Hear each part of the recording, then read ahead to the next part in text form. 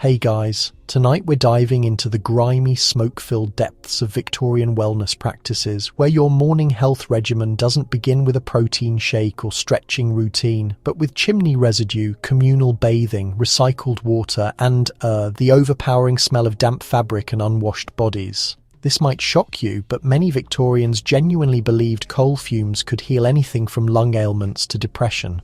Alright, before we get too comfortable, go on and hit that like button and subscribe, but only if it feels right to you. And like always, drop your location and current time in the comments. I'm curious where you're tuning in from. Lower those lights, turn on that fan for some ambient sound, and let's ease into tonight's strange journey.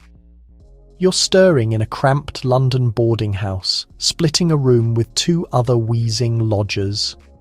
It's barely sunrise and your lungs feel weighted down from the cold, moisture-laden air. The window panes coated in black dust. You catch the rumble of wagons outside and somebody's already shouting about fresh vegetables, though you haven't managed a proper trip to the toilet since 3 days ago. You're freezing. You reek. You feel somewhat like a corpse. And that's when it hits you, today's your day for health restoration. You trudge down the cobblestones, pulling your worn shawl closer until you reach the neighbourhood public bath, a hulking structure, dark stone with vapour clearly billowing from its smokestacks. The word health is etched over the entrance in weathered stone. Half the letters have crumbled away, so it currently reads, Hi, inside. The warmth slams you like a fist to the chest. Not crisp, not dry. It's humid, thick with human exhalation and coal particles. A gap-toothed woman passes you a towel, though calling it that's generous, and you're guided into a murky bathing chamber. Basins of lukewarm water, already partially occupied by other urban residents, shimmer faintly. The vapour, not water mist. It's from the chimney duct, deliberately channeled to flow through the rafters into the bathhouse spaces. The theory, you've been informed, is that breathing coal fumes helps expand the airways and sterilise the body internally. You settle awkwardly into the most shallow section of the shared basin. You attempt not to dwell on the two gentlemen opposite you, one displaying raw lesions on his lower legs.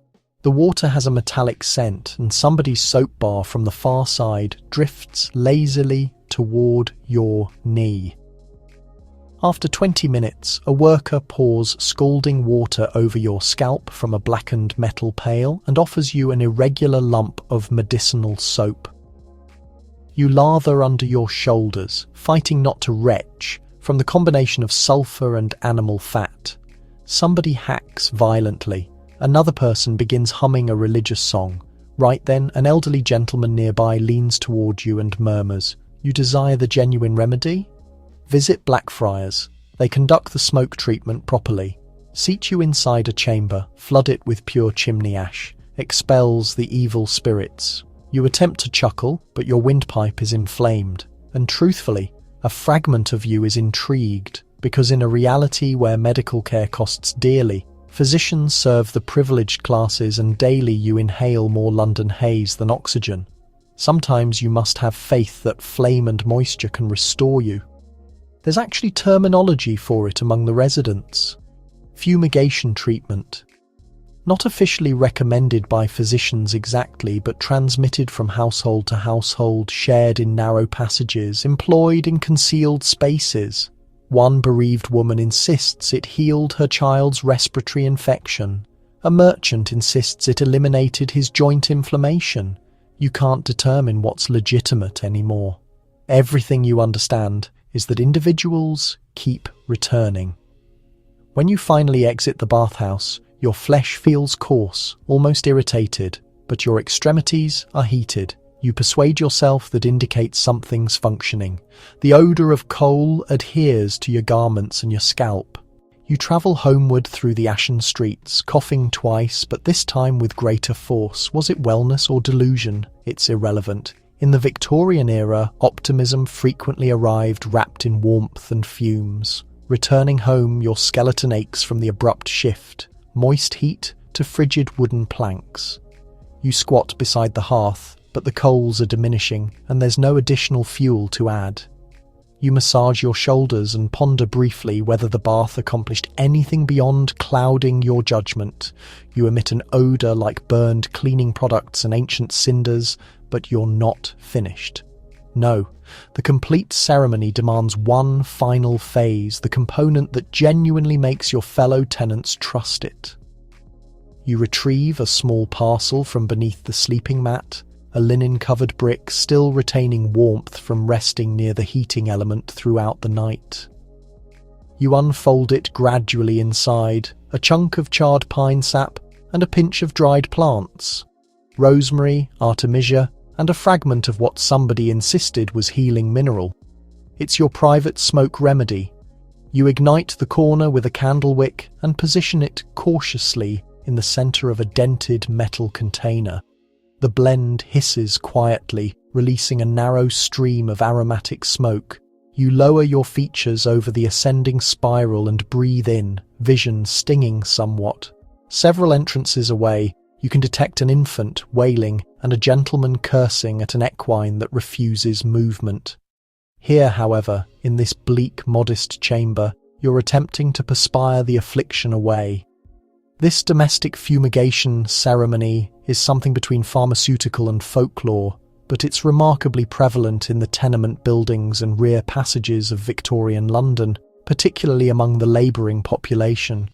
There are no authorised formulas, just murmured guidance. Include wormwood if it's an abdominal discomfort, or moss if your respiratory system feels constricted.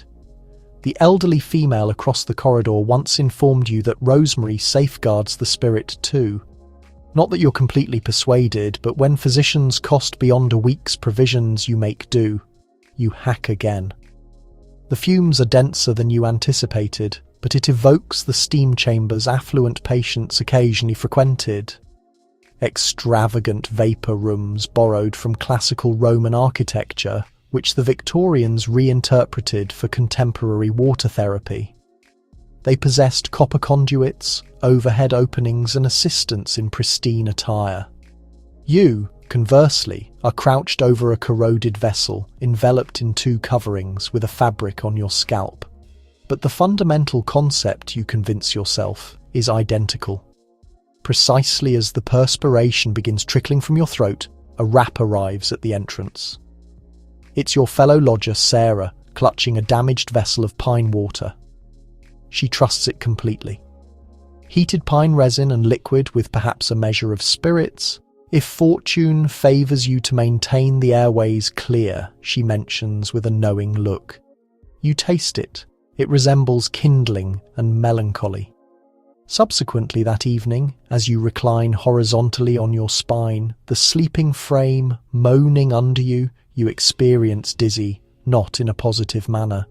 Your flesh is heated, perhaps excessively heated. You raise the blankets, despite the chamber smelling like a flue. You reflect briefly on the female who perished previous winter following a fumigation that turned disastrous. They claimed she'd collapsed unconscious with the burning material excessively proximate, or perhaps she simply inhaled too profoundly. But it's immaterial, you're not her, you're more robust presently. At minimum, that's what you'll declare tomorrow when the butcher inquires why your vision is so crimson and you can't cease sneezing. In the reality you inhabit, wellness isn't regarding exactness or scientific method. It's a sensation, a ceremony, an aspiration that if it combusts, it purifies. If it penetrates, it's effective. If it possesses terrible fragrance, then it must benefit you. And therefore you shut your vision to rest, enveloped in cinders, moisture, and hopefulness. Tomorrow you might attempt vinegar leg immersions or a mustard application, or perhaps just preserve your coins for the bloodletting specialist. Following everything, you've never experienced quite this vital while hacking. The subsequent morning, your windpipe still grates like a corroded mechanism, but you wake with a spark of determination. It's marketplace day, and you've accumulated sixpence. Insufficient for a physician, but precisely adequate for the next finest option, a wonder elixir, distributed by a gentleman with the most penetrating vocal projection. In the urban centre, you secure your overcoat, still moisture-laden from yesterday's bathhouse haze, and navigate past vehicles stacked with root vegetables, the acidic scent of aquatic creatures, and a gentleman loudly proclaiming the advantages of blood-sucking worms. But precisely beyond the seafood vendor's platform, there he stands. The elixir gentleman. His identity's been erased by history, but today he's proclaiming. Under a fluttering crimson canopy, his vehicle is loaded elevated with sparkling containers, each one containing a liquid of enigmatic pigment, some golden, some verdant, others practically obsidian. Tags peel from the moisture, but you can still decipher a few phrases. Restores the cardiac organ, energizes the circulation, remedies all recognized frailty, and his vocal projection. Oh, it travels like a theatrical performer. Distinguished men, refined women, offspring of inadequate temperament and feeble hepatic function, advance immediately and sample the concoction that caused Queen Victoria herself to perform a celebratory dance. You edge in nearer, feigning indifference, but he notices you. He perpetually notices you. You, my companion, you appear like a victim of melancholy hepatic organ. Do you rest with frigid extremities and visions of catastrophe? This'll invigorate you before you can articulate "God preserve the monarch." You attempt to inquire what's contained, but he dismisses the inquiry with theatrical gesture. Foundation of gentian, essence of cardamom, and a measure of imported pleasure from the tropical territories. Entirely organic, it even possesses the aroma of achievement. You surrender your currency and obtain a container enclosed in protective coating. You detect it, penetrating, metallic and somewhat like aged rum. You're not completely certain what you've purchased, but you've encountered others claim it assists with hacking, intestinal function, emotional distress, and even cognitive function. This variety of fraudulent remedy commerce, though scarce, identified it that during that period was widespread across Victorian England. Without rigorous medical supervision, practically anybody could container up a harsh concoction, incorporate a measure of spirits or narcotic, and distribute it as universal remedy. Even more paradoxical, some of them did assist, primarily because they numbed the nervous system so comprehensively you disregarded what was problematic. You proceed onward, sampling cautiously. It possesses flavour like combusted spices and harshness, but within instances your facial features feel heated. You're not certain if it's functioning or if you're simply moderately intoxicated before midday. Regardless, it's a favourable sensation. At the intersection, you bypass an aged female distributing her own homemade penny concoction for sorrowful skeletal structure. She insists it's manufactured from elderflowers and supplications. Offspring pursue each other proximately, one grasping a container labelled "Elixir of the Ancient Monument." You question if he even understands what an ancient monument represents. But the one that genuinely halts you is a gentleman maintaining equilibrium with a container on his bicycle, promoting Dr. Winslow's calming liquid. You've observed it previously.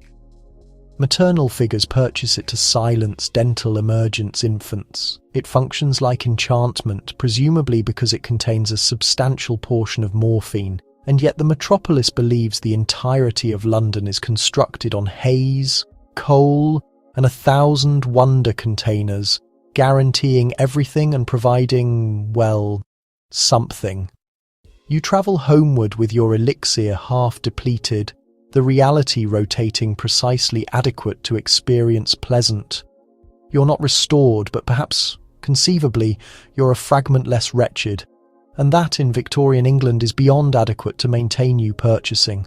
When you arrive at your street, the elixir has taken command. Your gait has an oscillation, your disposition a peculiar elevation. You produce a melody you don't recall acquiring, and your cranial discomfort has softened to a gentle pulsation behind your auditory organs. Whatever was contained in that container, it accomplished something at your entrance. A fellow lodger is anticipating with a smile, his designation's Henry, and he possesses something superior than what you recently consumed. Arrived from America, he murmurs. Obtained it from a maritime worker who insists it caused his sibling to regenerate a dental structure. You elevate an eyebrow. He extracts a metallic container from his garment, cautiously revealing it to expose small brown tablets fashioned like fasteners. The tag, barely decipherable, proclaims Dr. Beardsley's patented vitality tablets for essential fire and masculine assurance. You're not certain if it's intended to repair your respiratory system or your dignity? Perhaps both. You don't consume one, not presently, but Henry deposits 2 into his oral cavity and cleanses them downward with a swallow from his own elixir. Experience it activate within the hour, he guarantees. He perpetually articulates that inside you position at the surface and examine your container again. You recognize it doesn't possess ingredients documented, no quantity, just a flourish of penmanship and a slogan. Nature possesses no adverse reactions. You're not certain whether that's reassuring or threatening. It's not until subsequent years that individuals begin to comprehend what was genuinely contained. Many of these remedies, cocaine, dental applications for offspring, narcotic substance for menstrual discomfort, anesthetic solution massaged on infant gums to assist them rest. But in this instant, in this modest chamber off a ash-coated street, none of that has been prohibited yet. There are no restrictions, no protective caps, just conviction, desperation and conviction. You recall vaguely an aged companion who consumed excessive quantity of an elixir previous winter. He insisted it remedied his articulation discomfort until he descended on the stairway with his oral cavity producing foam. The pharmacist claimed it must have been a defective portion. The distributor never returned to that intersection again. Nevertheless, for every horror narrative there are a dozen accounts of extraordinary restoration, a female whose vision impairment lifted following 3 months of elder liquid, a gentleman who could ambulate again following massaging his lower extremities with aquatic creature oil and stinging plant salve.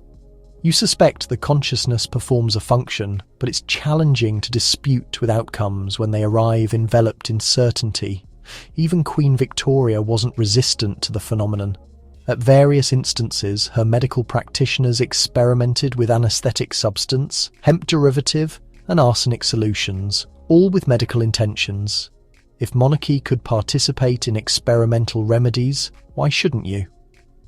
Outside, the elixir gentleman is organising, currency resonating in his garment container. His occupation's accomplished for the day. He'll return subsequent week with a novel sign, novel slogan, perhaps even a novel designation. But the containers, they'll appear precisely identical. And you'll presumably purchase another.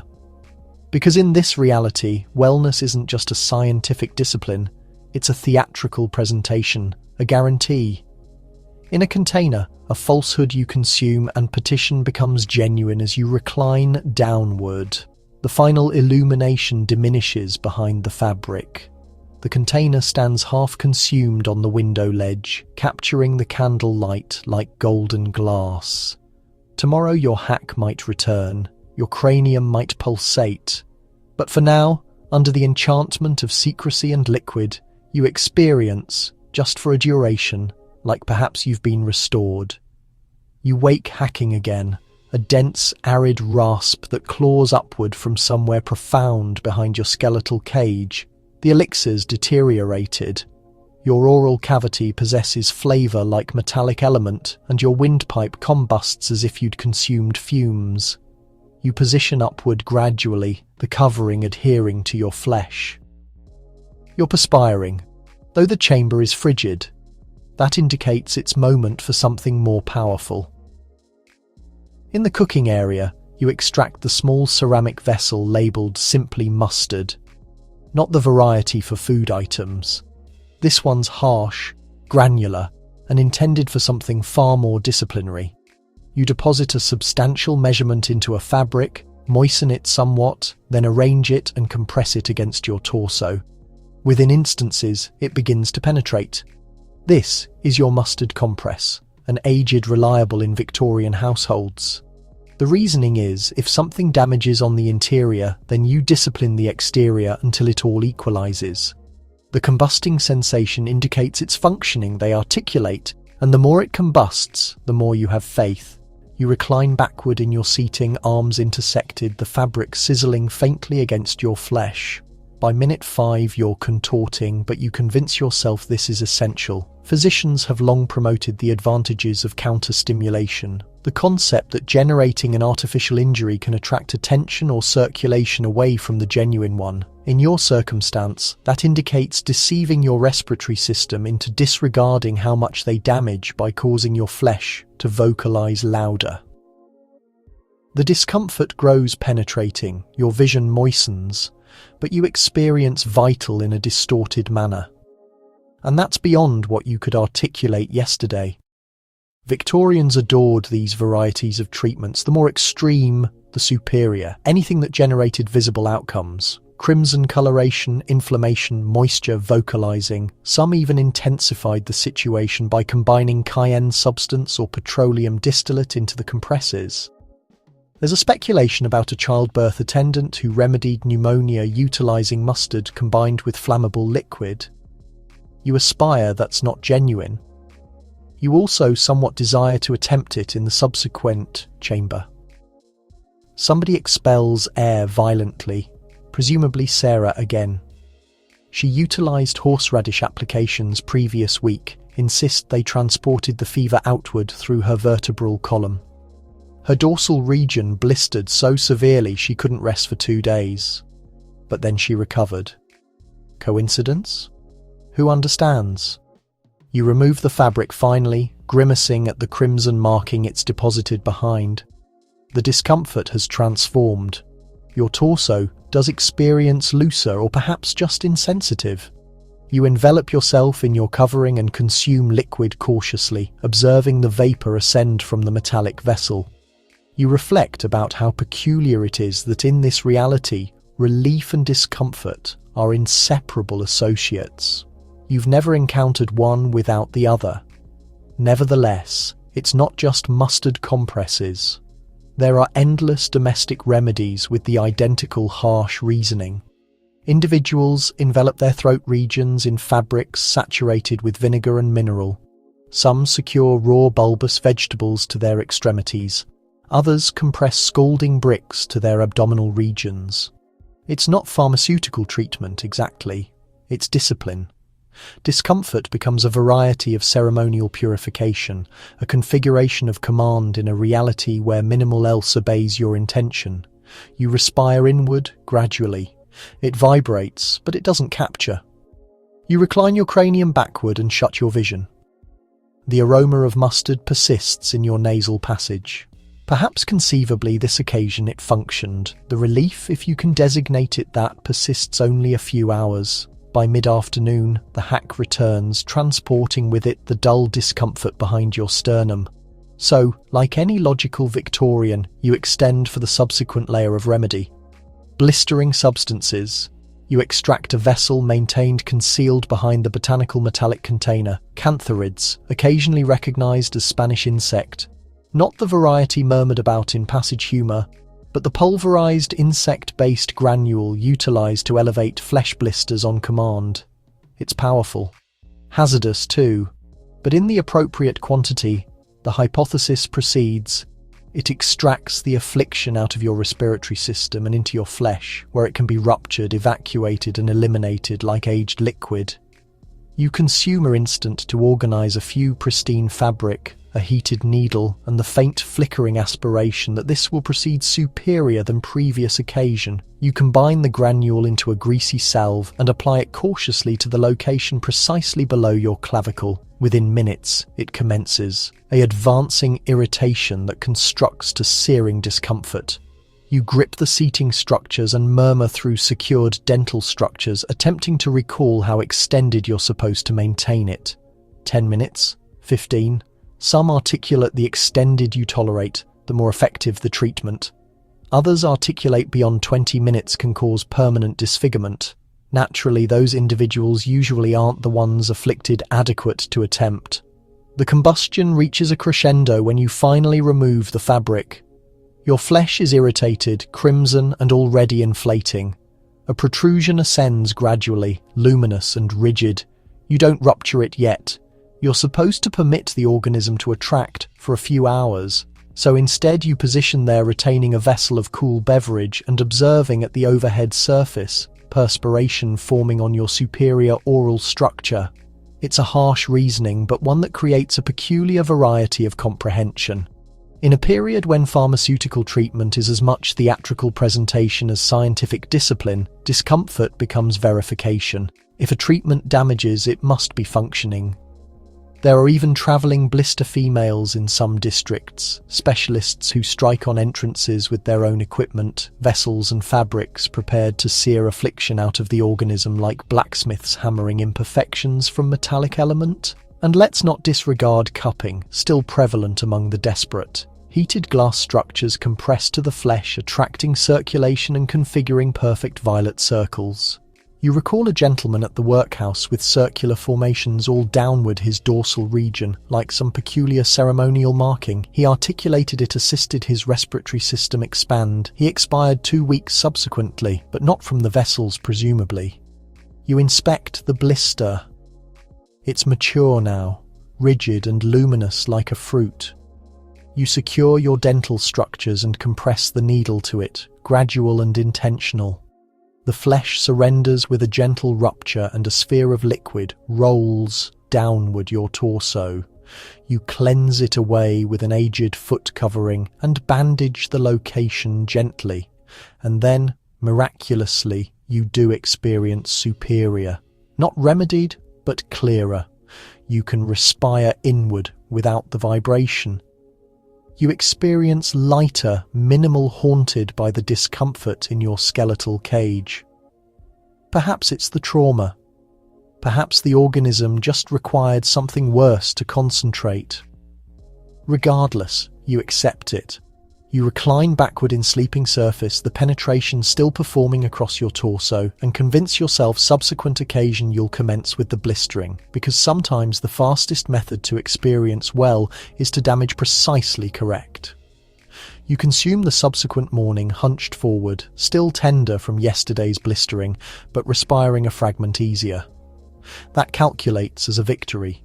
At minimum until your abdominal region begins to agitate with a discomfort you recognize excessively well, not nutrition deprivation, something darker, an advancing coiling unease in your intestinal system. You observe the small brown container on the ledge, the one with the tag written in spidery ink.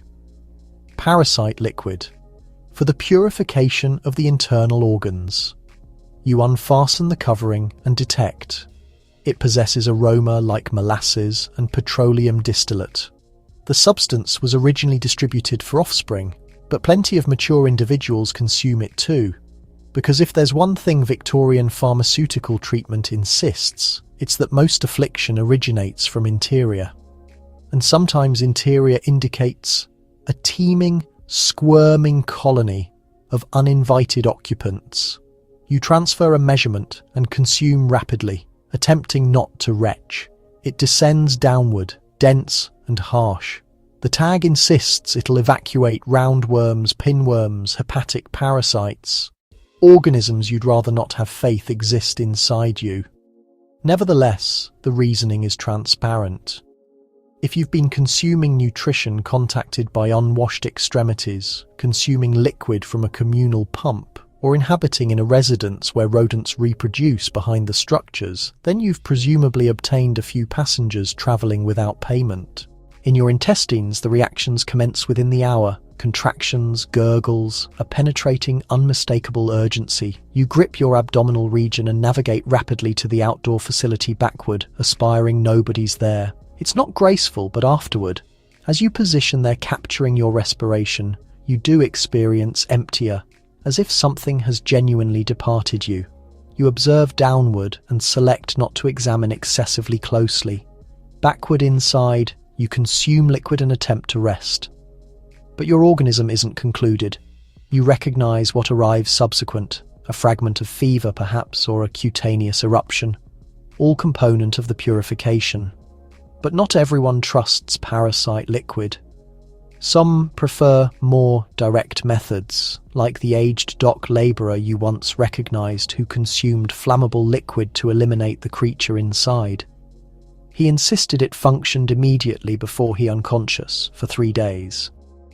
Then there's Sarah, ever resourceful, who once consumed a sphere of thread saturated in dairy to secure the parasites. The hypothesis?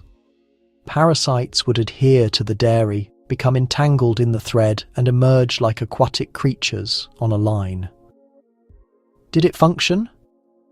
Challenging to articulate. She hasn't attempted it again, but the most unsettling remedy you've encountered originates from across the channel. A narrative about deliberately consuming tapeworms for wellness. And reducing capsules were speculated to be distributed, each containing a vital parasite ovum. You'd consume one, permit it to grow, and permit it to consume the affliction and excess from interior. The horror narratives vary. Some insist individuals wasted away. Others trust by the clarity of consciousness it transported. Regardless, you silently guarantee never to attempt it.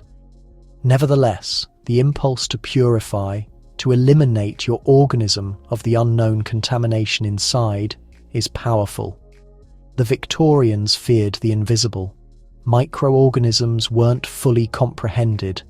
Parasites were half mythological, murmured about with equal components fear and fascination. So when your organism experiences peculiar, sluggish, untrustworthy, you rotate to what's available. Harsh liquids, powdery granules, combusted remedies that guarantee to abrade your internal organs like metallic fibre. Because in this reality, when you experience unclean, the only solution is to evacuate yourself from the interior outward. Consequences be condemned. By late afternoon, your abdominal region has stabilized, though your extremities still experience hollow, like they've been compressed and departed to dehydrate on a rope. You rest against the frigid structure, consuming feeble beverage, questioning if the liquid genuinely accomplished anything or if you just conceived it. Regardless, the worst is behind you, for now. But affliction in Victorian London never persists alone. A few days subsequently, it's not your intestinal system that aches, it's a profound, festering laceration on your lower leg, abraded on a fragmented vehicle structure.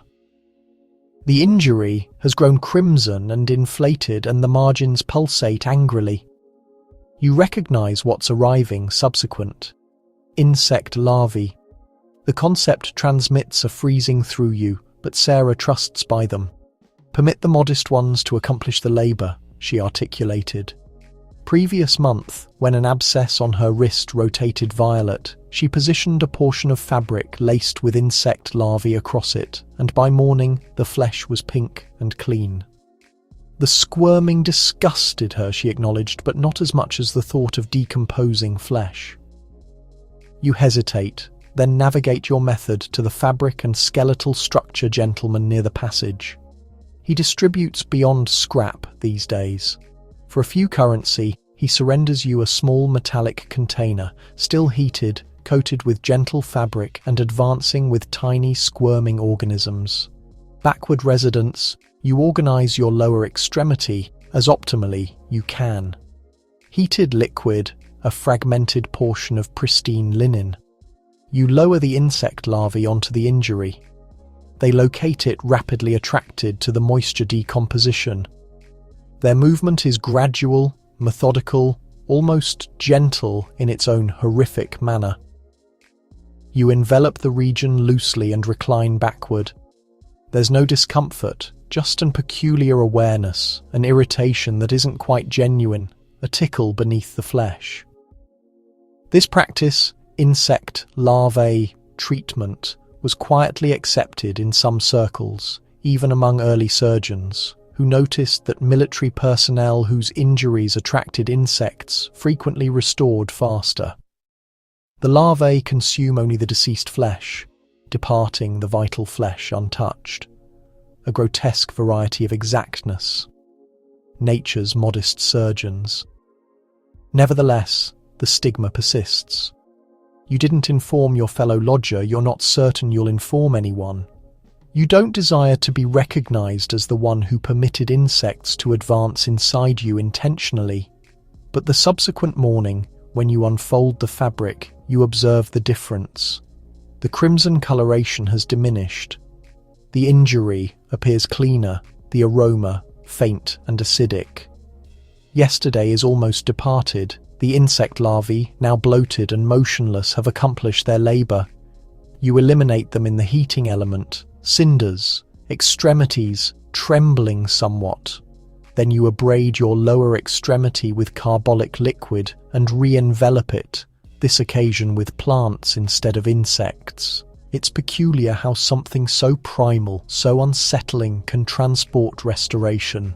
But perhaps that's the instruction here. In this era, the boundary between revulsion and remedy is razor narrow. What disgusts you today may preserve you tomorrow. You advance with difficulty to the window, observing the haze roll inward again. Somewhere proximately, an offspring is weeping. A distributor vocalizes about ash cakes. And in your modest chamber, your lower extremity no extended pulsates. Sometimes the remedy isn't attractive. Sometimes it squirms. But in the reality you inhabit, you accept your restoration however it arrives. You manage to advance with difficulty to the street intersection the subsequent day, your lower extremity enveloped neatly, your hack quieter.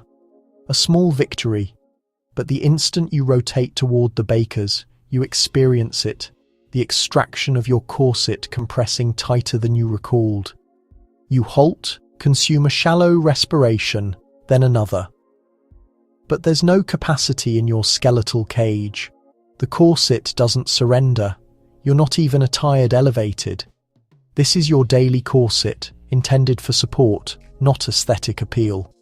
But every respiration experience is like inhaling through a cylinder. You stabilize yourself against an illumination structure and attempt to stand elevated. Posture is wellness, that's what they articulate. A straight vertebral column and compressed waist are the indications of a proper Victorian female. You've worn corsets since youth. Like every female you recognize, they arrive in silk or canvas, coated with aquatic mammal skeletal structure or metallic element. Lacings navigate downward the dorsal region like arachnid constructions, extracting tighter each year. Your maternal relative utilized to humor, if you can't accommodate your waist in a beverage vessel, you'll never accommodate in polite civilization. It wasn't humor. Today, yours is laced to 20 measurements, nevertheless insufficient by some criteria. Some females reached 17, others famously proceeded smaller. You once examined of a duchess with a 13 measurement waist, a dimension that causes your respiratory system to compress just reflecting about it. But you advance. The objective is not comfort. The objective is elegance, discipline, and the pleasant delusion of wellness. Because Victorians believed a firm configuration reflected a firm consciousness. A rigid frame was the indication of a respectable, commanded, and morally upright female, and therefore you secure, backward at residence. You struggle the corset eliminated with aching digits. Crimson protrusions line your lateral regions. Your shoulders descend forward with the abrupt absence of tension. You experience skeletal structureless, like a marionette with its cords severed. You position by the combustion and respire profound for the first occasion all day. But rest is brief-lived. Evening requests your ambulating corset, minimal structured but still unforgiving. You expire and extract it activated again, tugging the lacings rigid, one vision on the timepiece. You reflect of the females in the hat manufacturing establishment's subsequent entrance, all of them lace rigid and silent, compressing decorations into head-covering bands with pale skeletal structures. One of them, unconscious previous week while arranging feathers. Nobody inhaled sharply. Nobody even responded. The female was simply removed from the floor and stabilized near the window. She revived rapidly, a projection of liquid to her throat region. Excessive quantity rigid lacing, somebody muttered, and then they returned to producing. It's prevalent, anticipated. Even physicians, those who serve the affluent, recommend corsets for hysteria, vertebral curvature, or descent. Some insist the compression assists retain the internal organs in position. Others murmur that it's compressing the hepatic organ, the abdominal organ, even extracting the reproductive organ downward, like a vessel descending in sediment. You don't recognize which is genuine, only that your dorsal region experiences superior when you wear one and inferior when you don't, that your abdominal region sometimes agitates for hours, that your cranial discomforts grow more penetrating following extended days in rigid posture. But when you examine in the reflecting surface with your waist secured, your shoulders square, your facial base somewhat elevated, you appear like a female worthy of survival.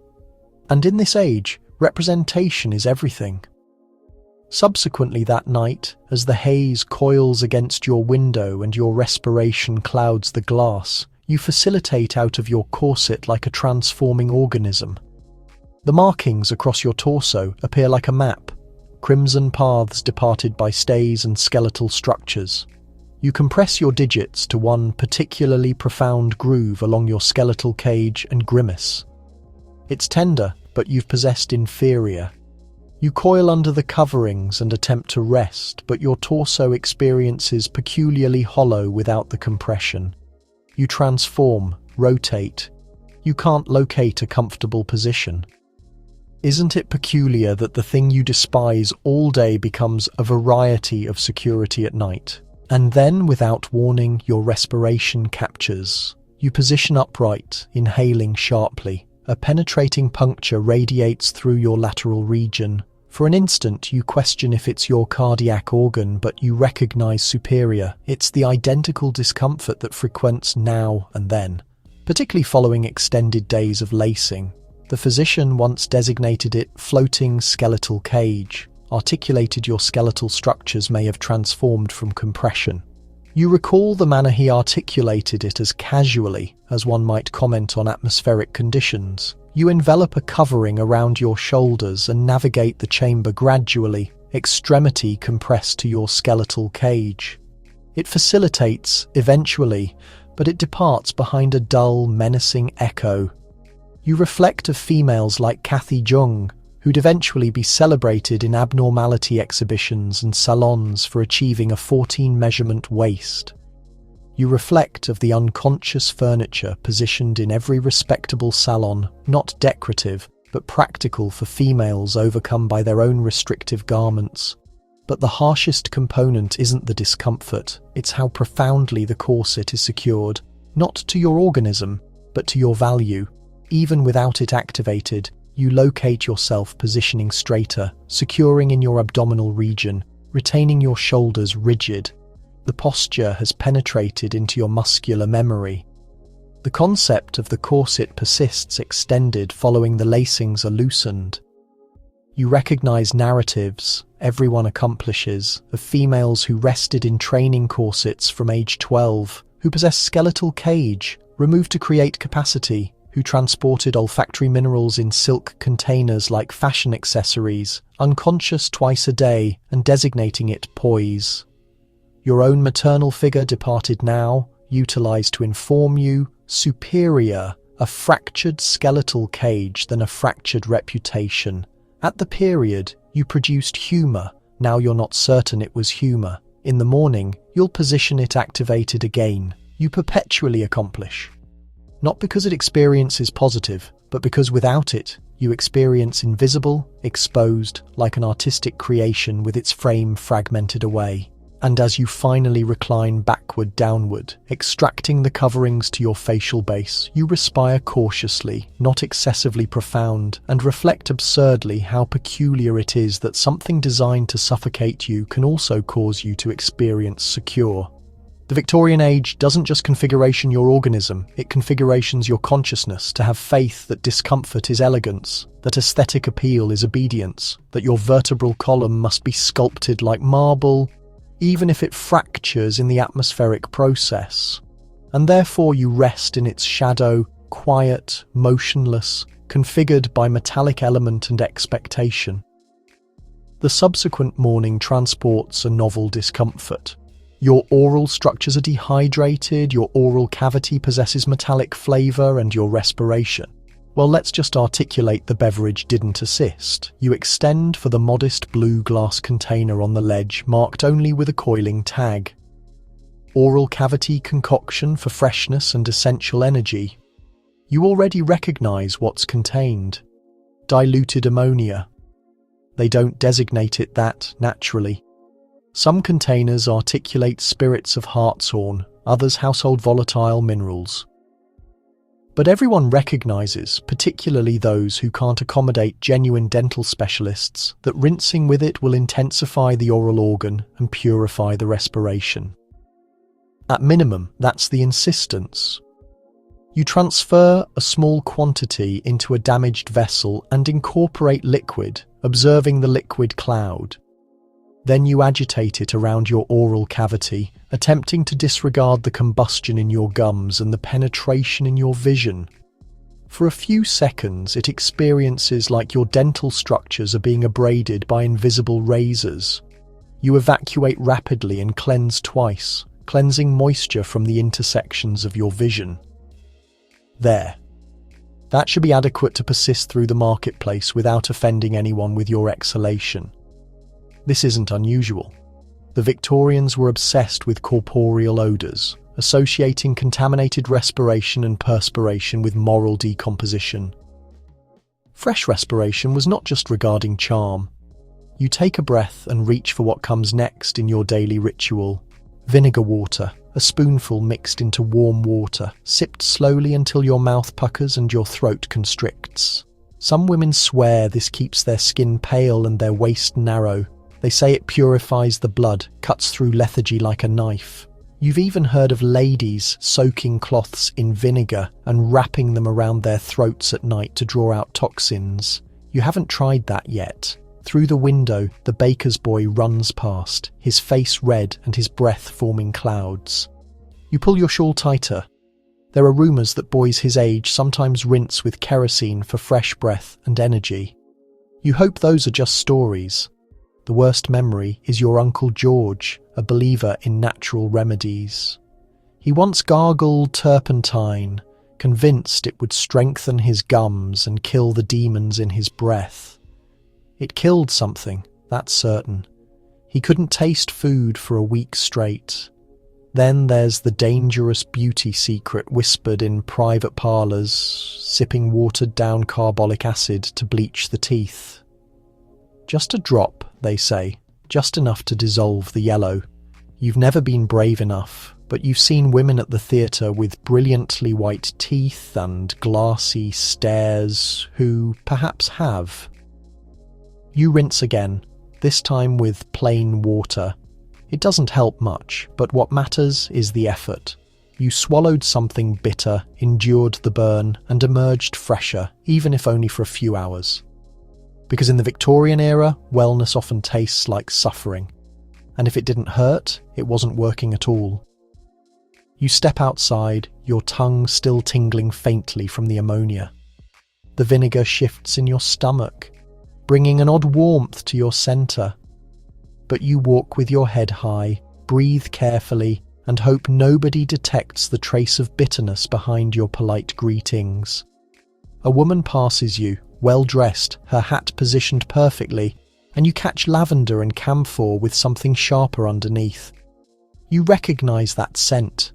She's been rubbing her gums with spirit of salt, hydrochloric acid, under a prettier name, popular among the wealthy.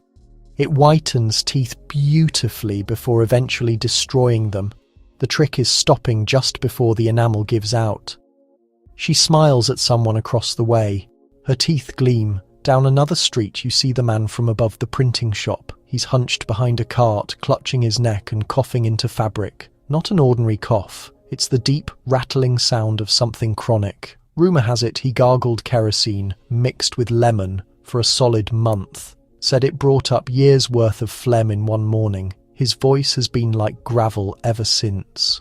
You pass the grocer's stand and spot a row of small ceramic containers, carefully displayed. A handwritten sign says, chlorate of potash, lozenges for sore throats, fresh breath, and strong hearts. The name sounds fancy, but you've sampled them. They fizz on your tongue, numbing everything. A blend of mint, chalk, and quiet fear. One too many and your gums balloon. Your mouth peels like sunburned skin, but people keep purchasing them because they work until they stop working. At home, you remove your shawl and catch yourself in the mirror. Your eyes look weary. The whites have a faint yellow tinge, but your cheeks are pale and your lips aren't too dry. You look acceptable. You think about the extremes people reach just to maintain this pretense of freshness. The girl who inhaled dry baking soda every morning until her nose bled. The midwife who brushed with crushed charcoal and brandy. The butcher's wife who whispered about a peppermint and mercury mixture she claims made her husband kiss her again.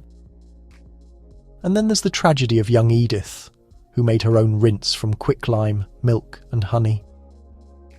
She said it gave her a smile like marble. She was buried 2 winters back. Her tongue decayed, her breath turned sour from deep within. But Edith died beautiful. In the Victorian world's eyes, that almost meant something. You dab rose water on your temples and set the bottle down gently. It's not medicine, but it smells like health should feel. Light, floral, temporary.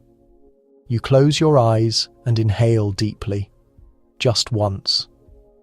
In a world where cleansing often means stripping away parts of yourself, one rinse at a time, a little scented lie can be the gentlest cure available.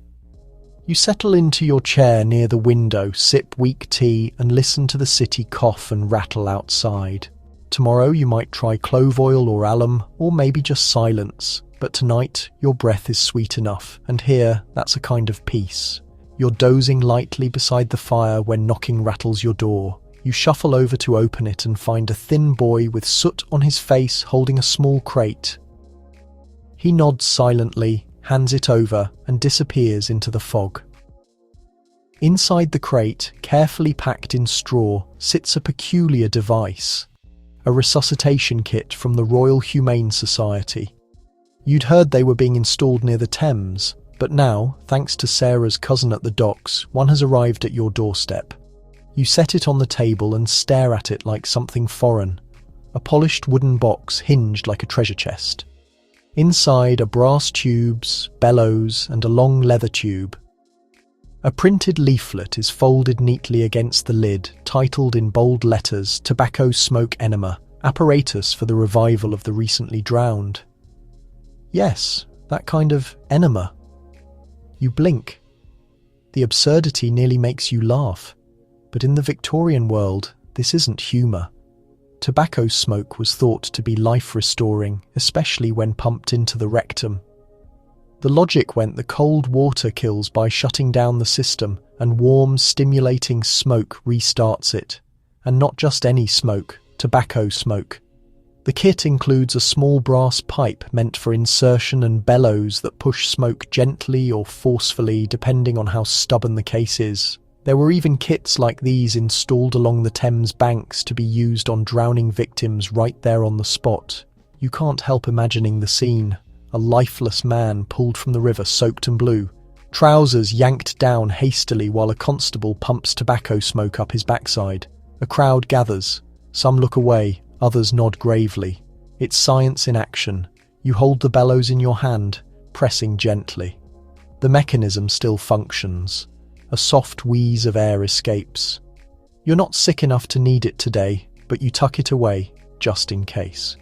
You never know what emergency tomorrow might deliver, because in this era, orifices are gateways. The Victorians believe health can be delivered from any direction. Through the mouth, the skin, the nose, even the rectum. You've heard of vinegar enemas for fevers, cold water enemas for constipation, warm milk enemas for infants. But tobacco, that's special. That's for bringing people back. It's not just the Royal Society promoting it. Many physicians, not fringe ones, once believed in the power of internal smoke. One even claimed it stimulates the intestines into immediate awakening. You wonder how anyone discovered that. or how many died before the right temperature was determined. The idea unsettles you, but it also fascinates you. Like so many cures in your world, it blurs the line between grotesque and logical. And in a city where illness can arrive overnight and strike down the healthy, even the absurd becomes believable. You wrap the kit in a towel and store it under your cot. You may never use it, but if the river takes someone you love and the doctor's too far and the air's too cold, well, better to have bellows and not need them than the reverse. You lie awake longer than usual that night, the box beneath your bed pressing on your mind like weight. It's strange how something so small could carry the promise of revival or humiliation, or both. But that's the Victorian trade-off, isn't it? You sacrifice comfort for survival and dignity for the faint possibility of breath. The next morning, you mention it to Sarah over tea, half joking, testing her reaction. She doesn't laugh. She leans closer. "Oh, I've seen it used," she whispers, eyes darting toward the door. "Back when I worked at the baths, one of the porters collapsed. No pulse. They didn't know what to do. So a nurse ran to the cabinet and grabbed one of those things. You blink. And he woke up coughing, eyes wild. They said it was the warmth." She pauses, then adds, "And the shock, I suppose." You both sit quietly a moment, stirring weak tea. You wonder if it was the tobacco, the technique, or just pure luck. But in a world where medicine is guesswork wrapped in brass and velvet, who can say? As weeks pass, the smoke enema kit remains put, unopened, unused, but not forgotten. You start noticing just how many remedies in your world depend on heat and movement. Warm baths for sadness, rubbing alcohol into stiff joints, brisk walking for low spirits. Everyone believes illness is cold and slow, so the cure must be hot and quick. That's why tobacco smoke is viewed as sacred. It's not just a stimulant, it's fire, breath, motion. The opposite of stillness, of death.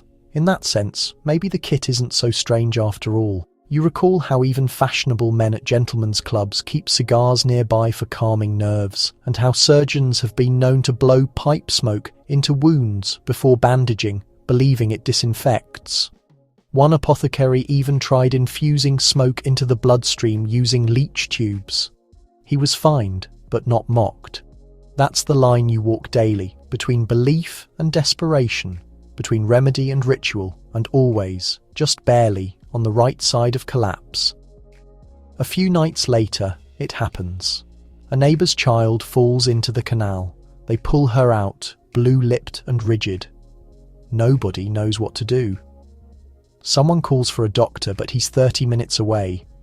The mother screams. The child doesn't move. You run. You grab the box. The rest blurs, kneeling in mud, hands shaking, fumbling with brass pieces in darkness. Nobody speaks. Nobody laughs. They watch. They hope. And when the child coughs just once, a tiny shudder, it doesn't feel like victory. It feels like borrowed time. Later, you sit beside your fire, mud still on your hem, the box open at your feet. You stare into the empty bellows and wonder how many lives hang in the space between ridiculous and miraculous. You don't sleep that night, but you breathe. Deep, slow, quiet breaths. And that for now is enough. The city is buzzing today, quite literally. You step out and hear it before you see it. A low electric hum drifting from the chemist's shop window. A crowd has gathered, necks craned, watching a wiry man demonstrate the latest marvel in modern health. It's called the Pulver Maca chain, and it promises to restore energy, awaken tired limbs, and balance the blood's vital force. In simpler terms, it's a belt that shocks you. You push closer, curious. The demonstrator has it strapped around his waist, wires trailing like ivy vines. A second coil wraps his thigh, pulsing faintly. He smiles wide and assures the gawking crowd it feels like gentle tingling, nothing more. A woman in front of you mutters, "My cousin's husband wore one for 3 weeks, said it cured his lower back pain and got him out of bed," if you know what I mean. She smirks behind her fan. You raise an eyebrow. The applications of electricity in Victorian health are broad and sometimes hilariously vague. Some devices target the nerves, others promise better digestion. There's even one with a metal saddle meant to stimulate female calmness. You don't ask. Later that day, you find a cheaper version at a second-hand stall. The seller, a red-faced man missing 2 fingers, assures you it's in working order. Just soak the pads in vinegar, strap it on, and let it do the rest. At home, you follow the instructions. The belt smells faintly of brass and mildew. You fit it snugly around your midsection, then connect the wires to the small tin battery. There's a brief pause, then a tickle, a twitch, and then suddenly a buzz so sharp it nearly knocks the wind from you. You double over, laughing and yelping at once. It hurts, but not enough to stop, and you admit the warmth spreading through your torso is oddly invigorating, like your muscles are waking from a long nap. These electric contraptions are all the rage now. Victorian society has fully embraced the idea that electricity isn't just for lamps and telegraphs, it's the pulse of life itself. If it can light a city, surely it can reawaken a weary body. You've read newspaper ads for electromagnetic corsets which claim to align the spine and burn away damp humours. There are vibrating brushes for the scalp, crackling rings for arthritis, and foot plates that shock you with every step, marketed as walking your way to wellness. It's not just quackery. Not entirely. Even respectable doctors are experimenting with controlled electrical treatments in hospitals, and some patients, especially those with paralysis or chronic fatigue, swear by them. One London surgeon described electricity as God's breath harnessed for the healing of man. You're not sure about divinity, but as you lie on your cot with the belt humming faintly around your waist, you do feel strangely alert, like something inside you is stirred, however briefly. Sure, it might be nerves misfiring or your bladder about to revolt, but for this moment, in this room, you feel alive. And in a world filled with sluggish blood, aching bones, and endless winter chills, even a jolt of pain can feel like hope. The next morning you wake feeling different. Not better, exactly, but charged. Like something unseen is still humming beneath your skin. A soreness lingers along your ribs where the belt's pad sat, and your hair stands slightly when you reach for the tin kettle. Perhaps it's coincidence. Or perhaps you finally become a conductor. You step into the street and spot another familiar figure. Mr. Baird, the old tailor. He's standing still as a statue, arms at his sides, eyes closed. At his feet lies a tangled set of cords and copper discs. He opens one eye and grins. "Magnetized shoes," he says, tapping his toe against the cobbles. "Every step realigns the soul. Bought them off a man from Glasgow." You nod politely, but it's not the strangest thing you've heard today. Magnets are everywhere now, pounded into soles, stitched into gloves, embedded into belts and collars. Advertisements promise they'll draw out bad energies, neutralize poisons, even protect from madness. There are magnetized pillows said to chase nightmares away, and bed frames lined with north-facing rods to realign the body's magnetic current. It all stems from a deep belief that the human body is an instrument, and Victorian society is frantically trying to tune it. You recall the magnetic brush Sarah tried last winter, dragging it across her scalp for 10 minutes each morning. She claimed it made her dreams more vivid. You never told her she looked slightly electrocuted, and then there was the gentleman at the apothecary who wore a necklace of iron beads wrapped in red thread. He whispered that it kept his dark moods away. You assumed it was for nerves. Later you heard he hadn't slept in 5 days and thought pigeons were spying on him. Even more fantastical is the device you saw once at a curiosity fair, the electro-galvanic bath, a claw foot tub filled with salt water and copper plates, where patients sat nude, while low voltage pulsed through the water. "Stimulates every pore," the man cried.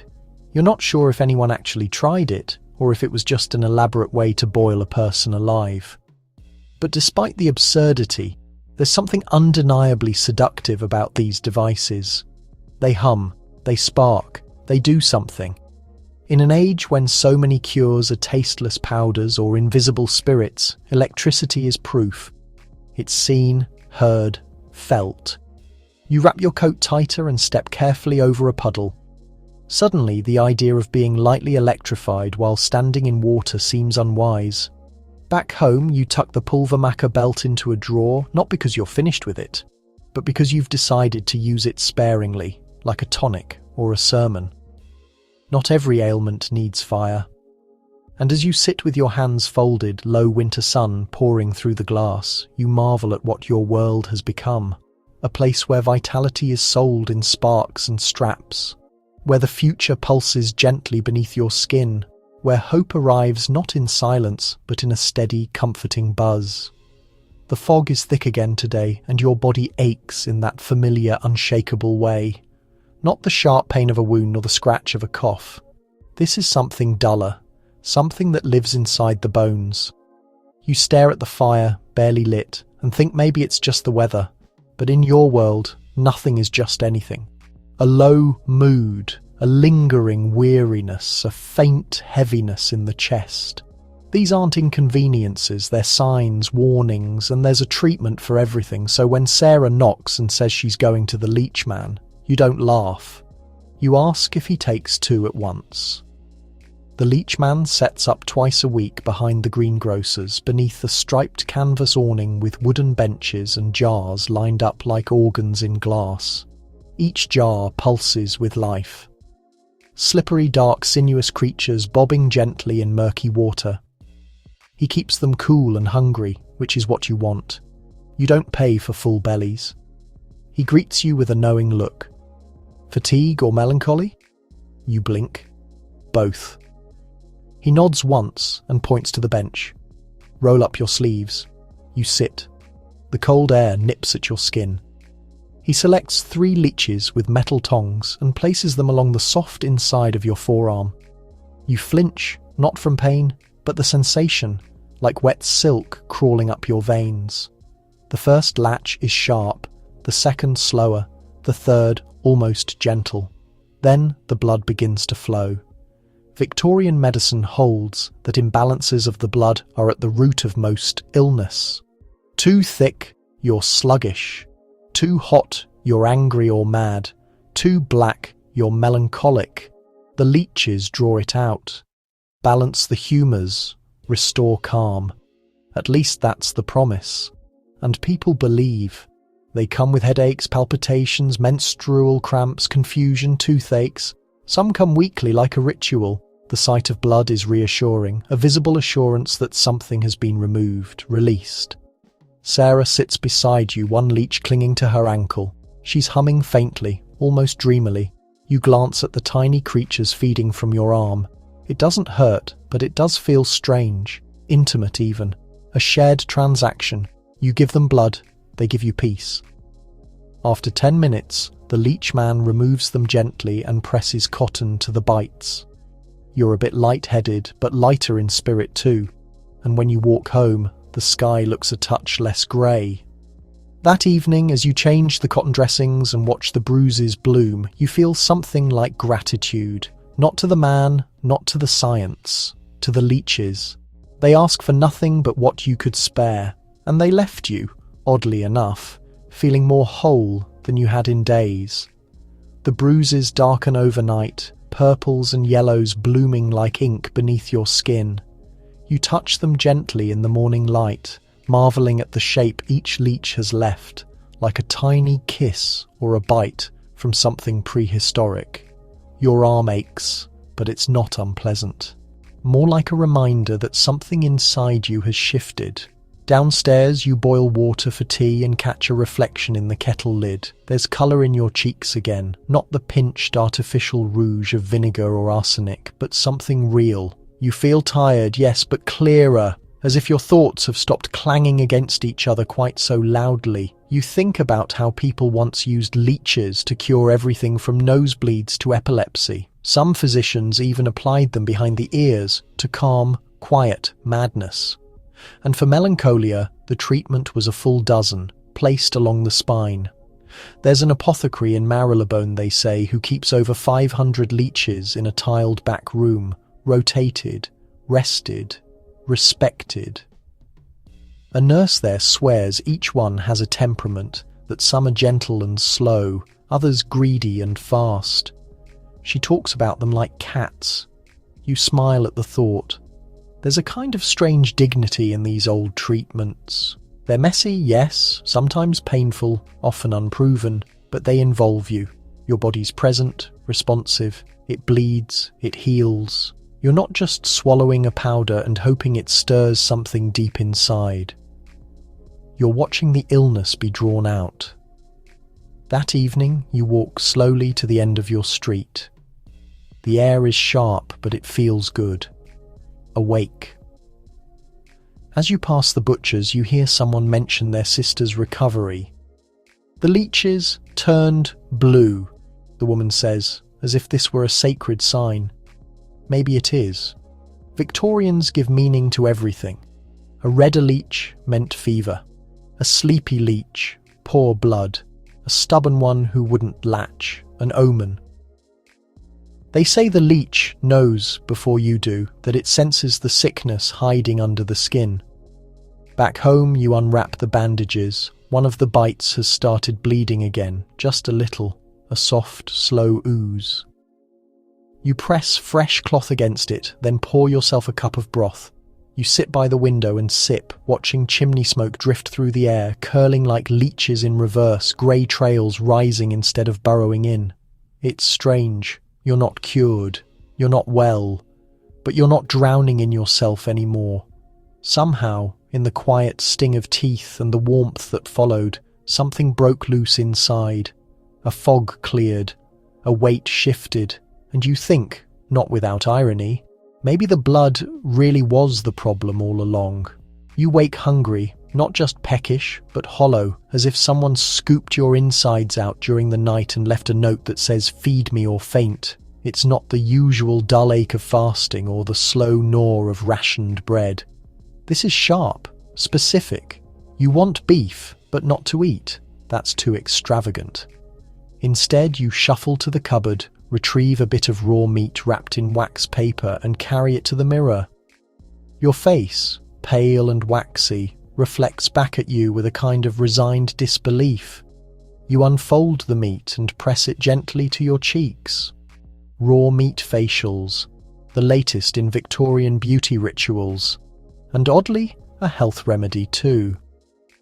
The theory goes that red meat is warm, alive, full of energy and vital force. If you can't afford to eat it, you can at least let your skin absorb its strength. Pressing raw beef to the face supposedly reduces inflammation, evens the complexion and tightens tired skin. Some say it improves mood, others say it simply distracts you from despair. The meat is cold and clammy, it sticks a little. You close your eyes and breathe through your mouth. You can almost imagine the warmth of life being pressed back into your bones. It's not just vanity. In Victorian London, the lines between beauty and health blur constantly. What makes you look better is assumed to make you feel better. Pale skin, a sign of purity and wellness. Rosy cheeks, circulation. Glossy eyes, youth. Your face is not just decoration, it's diagnosis. You hold the beef there for 10 minutes, maybe more, until it warms in your hands and starts to smell faintly of iron. When you peel it away, your cheeks are flushed, as if kissed by something gentle or slapped by something firm. Either way, it works. You return the meat to its paper. Some women throw it out after one use. Others, those with fewer coins, rinse and re-wrap, storing it in a cold pan beneath the floorboards for another day. Waste not. You settle into your chair and sip broth, watching the steam rise. There's still some fat floating on top. Beef tea, as it's called, a favourite of hospitals and invalid homes across the country. made by boiling bones, gristle and water until all the flavour and strength is gone from the meat and transferred to the liquid. It's not food, it's medicine. Doctors swear by it. They prescribe it for everything: fever, childbirth, recovery, heartbreak. It's served to the dying, the weak, the melancholic, not because it fills the belly, but because it symbolises care. The irony, of course, is that the meat used for facial masks is often more nutritious than the soup you're drinking, but nobody dares say that aloud. You sip again and sigh. It's not satisfying, not really, but it's warm, and in your world, warmth is hope. You place the teacup down and lean back, cheeks still tingling from their communion with the butcher's offering. You wonder if Queen Victoria ever tried it. Probably not, but her subjects do, and they swear by it. Because in this time and place, healing isn't just about survival. It's about looking like you're surviving, even when you're not. You sit quietly, watching your tea cool as the meat mask's afterglow fades from your cheeks. Your stomach still growls, but your face somehow feels firmer, more alive. It's a strange trade, really. Starve the belly, feed the mirror. Out the window, across the street, a nursemaid from the Wilkins household steps outside, holding a bowl of beef tea. She walks carefully toward an elderly man slumped against the stoop. His eyes flutter open when the steam hits his nose. That's the other place beef tea lives, in sickness and dying. Hospitals serve gallons of it, not because it cures, but because it comforts. It's warm, familiar, easy to digest. You've heard it called essence of beef, as if something essential, something soulful, boils out of the bones and into the broth. The Victorians believe it holds the animal's vitality, the life force, a kind of meaty ghost in liquid form.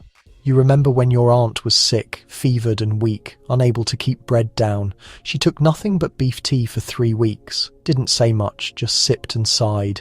She never got better, but she didn't seem to mind as much while the tea was warm. Some families go a step further. They add brandy or egg yolk, a richer tonic for when the end is near. And when even that is refused, the steaming bowl is still brought in, placed at the bedside like an offering.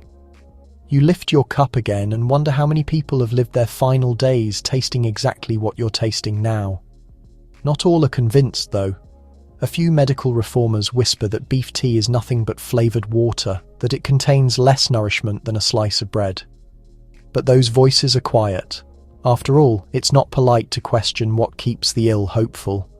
And it's not just the tea. Some apply beef directly to wounds, especially older women who've passed down remedies through generations. They wrap bruises in raw veal, soak sprains in marrow compresses, or place liver slices on blackened toes.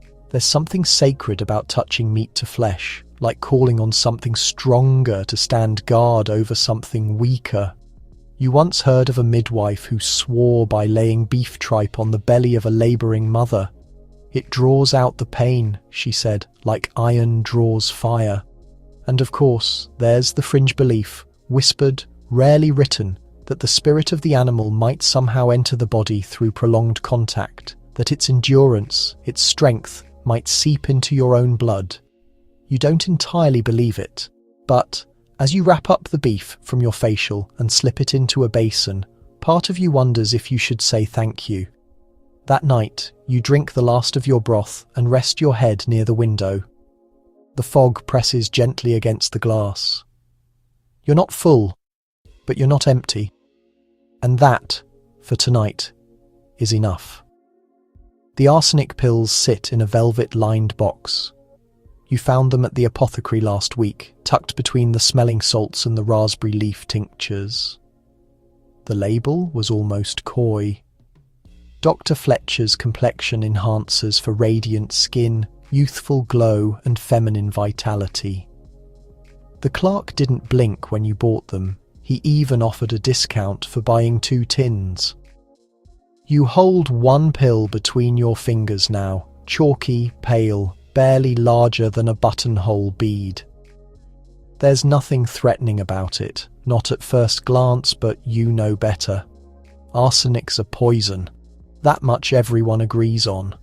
It can kill rats, ruin crops, and with enough dosage, end a human life silently and elegantly. But in small doses, the Victorians believe it can do wonders. You place the pill on your tongue and swallow with water. No burning, no taste, just a slow, creeping heat in your chest. You wait. The fashion for arsenic began years ago among the Austrian elite. Women in the Alps took it to preserve their beauty, claiming it smoothed the skin, brightened the eyes, and gave a luminous ghost-pale complexion prized by portrait painters and gossip columnists alike. It made you look ethereal, fragile, rich. It spread like wildfire to England.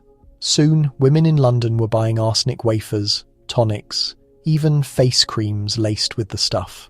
Not openly, of course, but quietly, secretly, passed between gloved hands in drawing rooms and whispered about during tea. You look in the mirror, your skin is already fair, but with this, maybe it will glow just enough to outshine the bloom of red along your jawline. Just enough to look more porcelain than paper. Of course, you've heard the warnings. Arsenic can blacken the fingernails, thin the hair, blur the vision. One girl in your building took too many and spent a week vomiting into a porcelain basin before she stopped breathing entirely. But she looked stunning in her coffin. Everyone said so. You tell yourself you'll only take 1 pill a week, maybe 2. You don't need to be perfect, just presentable. The beauty magazines are full of hints, none explicit, all carefully veiled. Glow elixirs, complexion harmonizers, veil powders. You recognize the code now. You see the sheen in a lady's cheeks and wonder if it's rouge or recklessness. You think about all the other things you've endured in the name of health. The burning mustard plasters, the blistering cantharides, the vinegar gargles, the meat masks. Compared to those, this pill is silent, elegant, almost polite. And besides, the men don't complain. They notice the brightness in your eyes, the smoothness of your skin. They call you delicate feminine, soft as milk. They don't ask what it costs. You tuck the velvet box into your drawer and brush a hand across your cheek. No rash yet, no tingling. Just a quiet, unnerving sense that something inside you has changed, shifted, begun. And whether it's beauty or poison blooming beneath your skin, you're not quite sure. But tomorrow you'll take another, because in Victorian England the glow of health is worth its weight in death. The days pass and the glow builds slowly. You catch glimpses of yourself in shop windows, surprised by the faint shimmer on your cheekbones, the unnatural clarity in your eyes. People notice too. The grocer calls you Rosie. The baker's boy tips his cap. You smile demurely.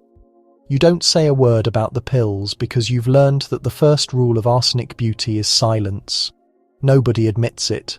Everyone suspects it, and nobody stops.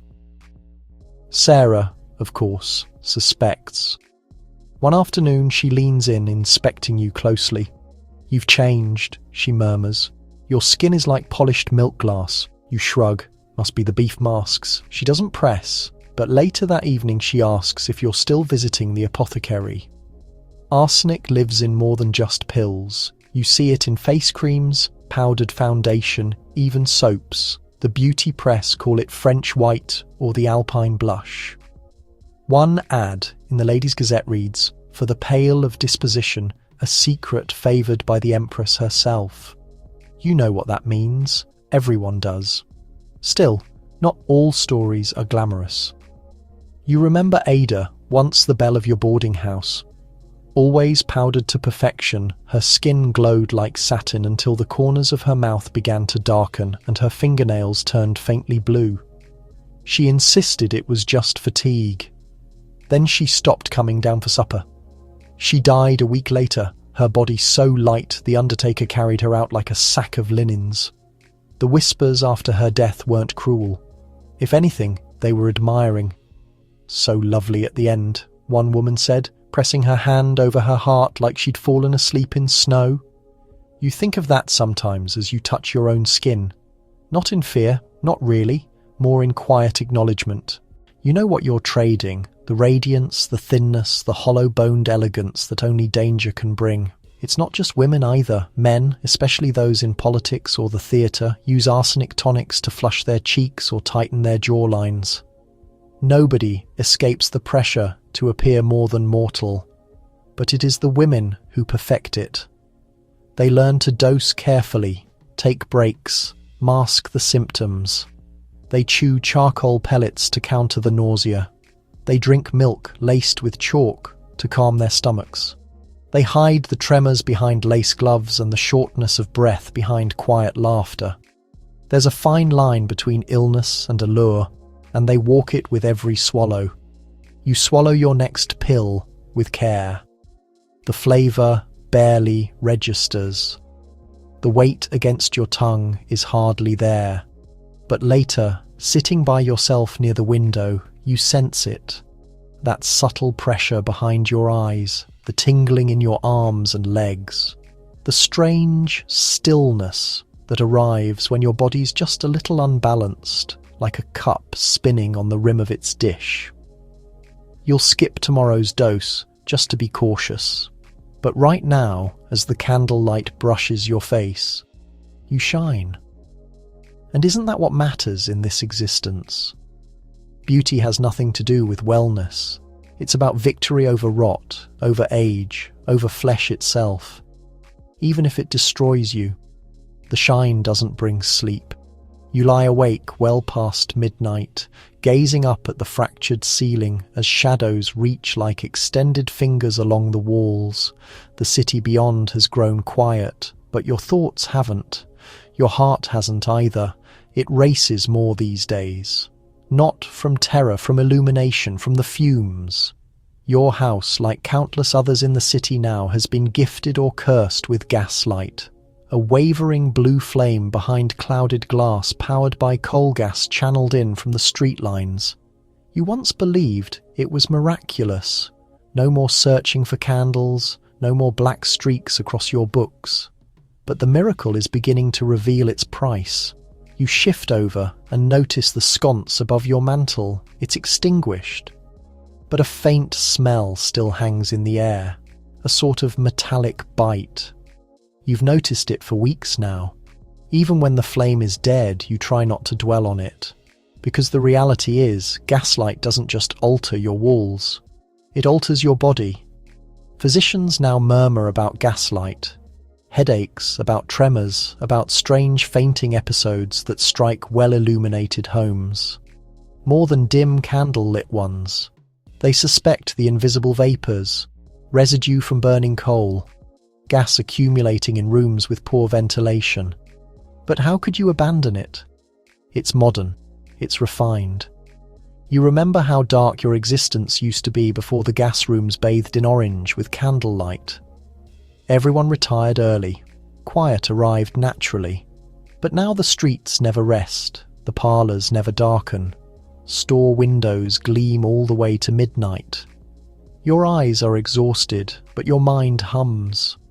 Sarah mentions her husband developed sleeplessness the same month they switched from whale oil to gaslight. He wanders their flat until 2 or 3 in the morning, mumbling. His complexion is ashen, his eyes hollow and still. He insists on turning the valve each night with satisfaction. It's progress, he says. We should be grateful. You suppose he's not mistaken. You are grateful, but your lungs object. You've been coughing more recently, a deeper, more stubborn sound. It echoes in the back of your ribs like something trapped there, struggling to break free. You sit upright and strike a match. Not for the gas lamp, just a candle. The flame is gentle, authentic. It wavers against your fingers like a breath of relief. It's not just the illumination, though. The house has begun to collect soot, even in places it shouldn't. A thin black powder covers your windowsills, your pillowcases, your teacups. You wipe it away each day, but it returns by nightfall. You've stopped wondering where it originates. You already understand. The cost of light is burden. You wrap yourself in a blanket and sit by the hearth where the coals have long gone cold. Beyond, the gas lights waver along the lane like a trail of weary eyes. Your complexion glows faintly in the window's reflection. From beauty, from poison, from the steady accumulation of things you cannot see. You press your palm to your chest. The beating is quick, a bit too quick. But what option do you have? In a city that never dims, sleep becomes foreign. And the light, the gas light, it observes you even when your eyes are shut. You try to sleep once more, you truly do. But even with the gas turned off and the candle snuffed, the room glows faintly, as though the walls themselves retain light. You turn your head on the pillow and breathe deeply. The scent of the linen is mixed with smoke and coal. It clings to everything. Your garments, your hair, your lungs. You can't escape it, not truly. And that's the other sickness that gaslight delivers. Not just sleeplessness, but lungs that never feel complete. You remember visiting your cousin in the countryside last spring. Her house ran on firewood and oil. The nights were black and silent, the quiet almost awkward. But the air, oh, the air you breathe like you hadn't in years, deep, easy, pure. Back in London, though you're never quite satisfied, the gas might be off, but the fumes linger. They drift in through windows, seep under doorways, ride in on boots and coats, and passing carts. Every chimney smokes, every pipe leaks, every breath is a wager, and still people adore it. Gaslight means advancement, bright streets, late theatre, reading after supper. Men can labour longer hours. Women can sew until midnight. Children no longer dread the dark, but perhaps they should. Even the physicians are divided. Some blame gaslight for a new rise in urban exhaustion, a sort of nervous fatigue that nobody can quite name. Others say it's a blessing. One hospital has even installed overhead gas jets in its surgical theatre. No more shadows, they boast. But the nurses all wear handkerchiefs over their mouths now. You cough once more, dry, deep. It feels older than you are. You light another candle, just for comfort, and notice your breath catch in the flame. You recall an article, one you read in a discarded magazine describing a condition called lamp-black lungs. Chimney sweeps had them. Gas workers too, but now even refined ladies were developing it. Microscopic soot inhaled gradually, day by day, until the lungs turned grey.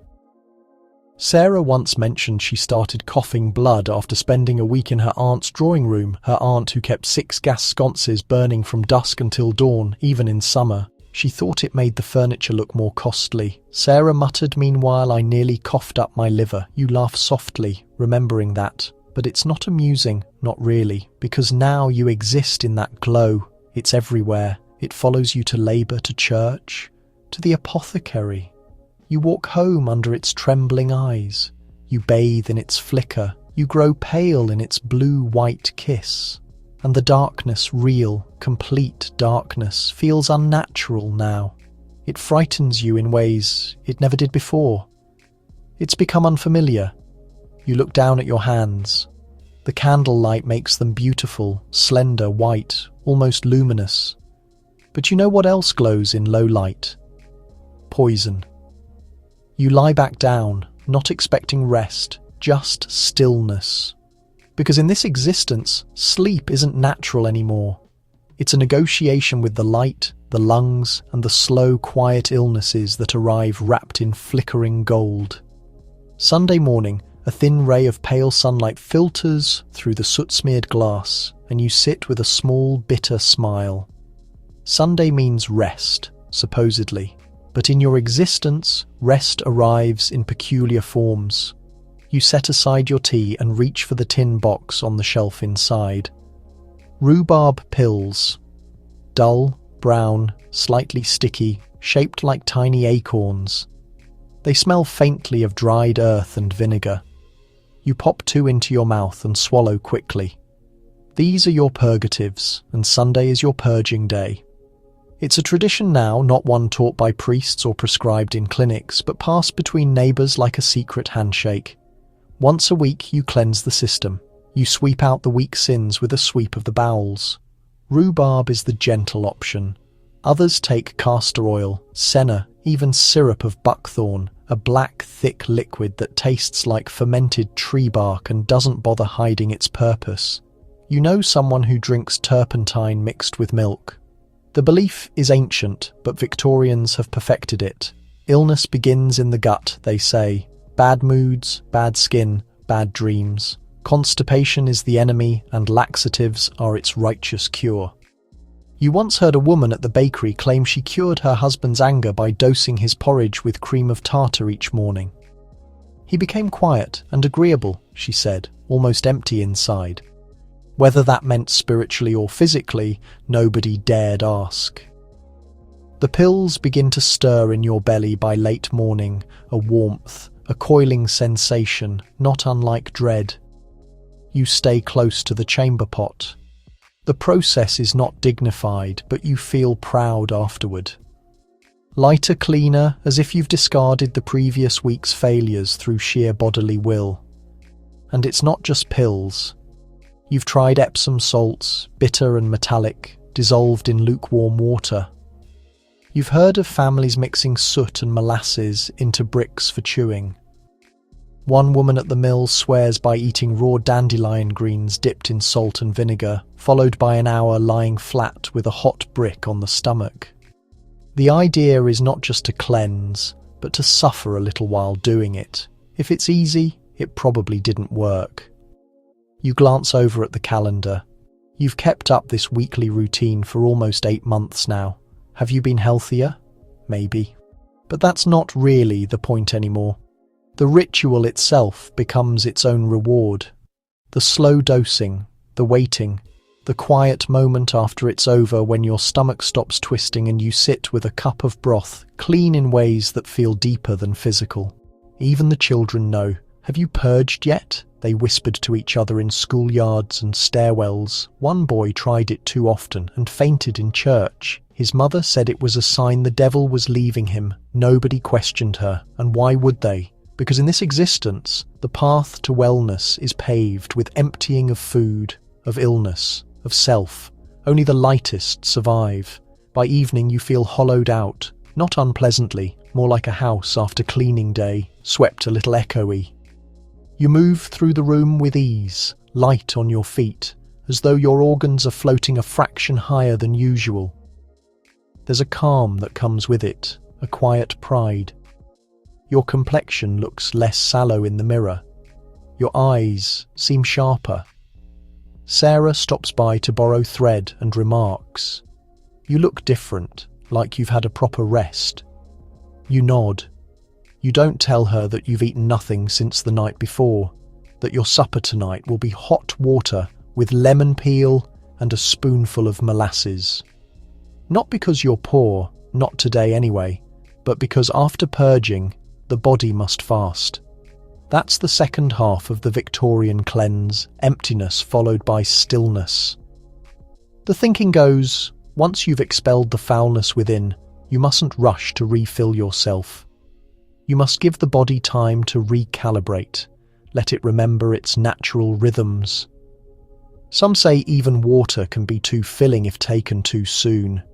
You've known women who fast every Sunday entirely. Some fast for 3 days, sipping only thin barley water and applying vinegar compresses to the wrists to cool the blood. You tried that once. By day 2, your legs went numb and your ears rang like bells. But you did feel a strange peace, like you were floating half an inch above the floor. The danger was part of the appeal, so was the silence that came with it. Because in a house with no food cooking, no pots bubbling, no cutlery clinking, time slows. You begin to hear your own heartbeat, your breath becomes measured, your body feels obedient. But fasting isn't always elegant. You've also seen the failures.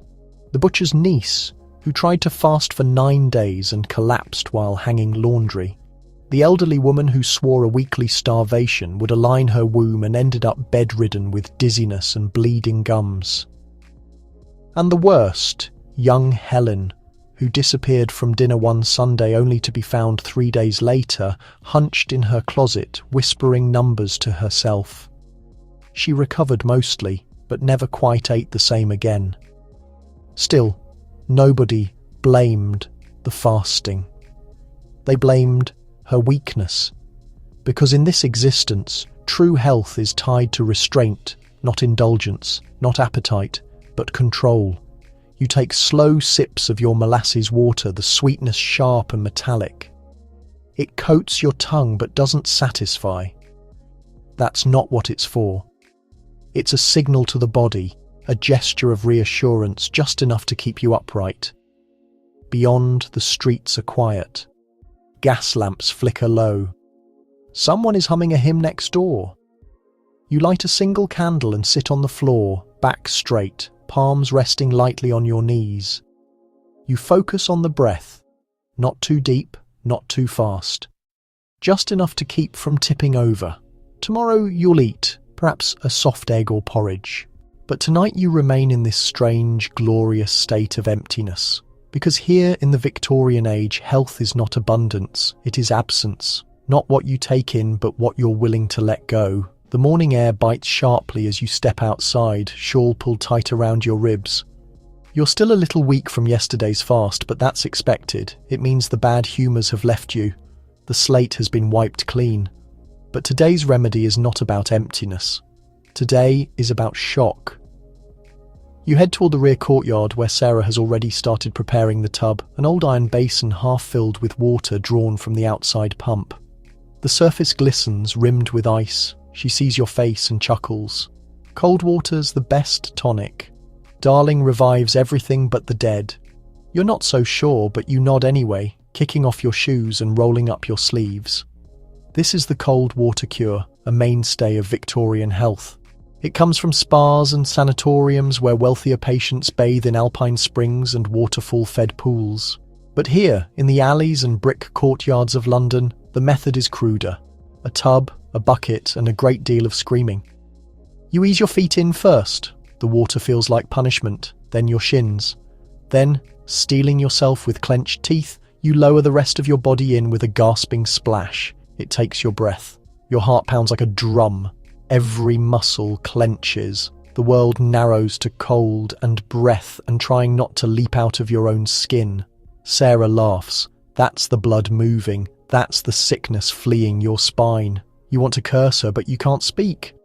After 30 seconds, maybe less, you climb out, teeth chattering, and wrap yourself in a scratchy towel. Your skin is blotchy and tingling. Your head spins and, oddly, you do feel more awake. That's the idea.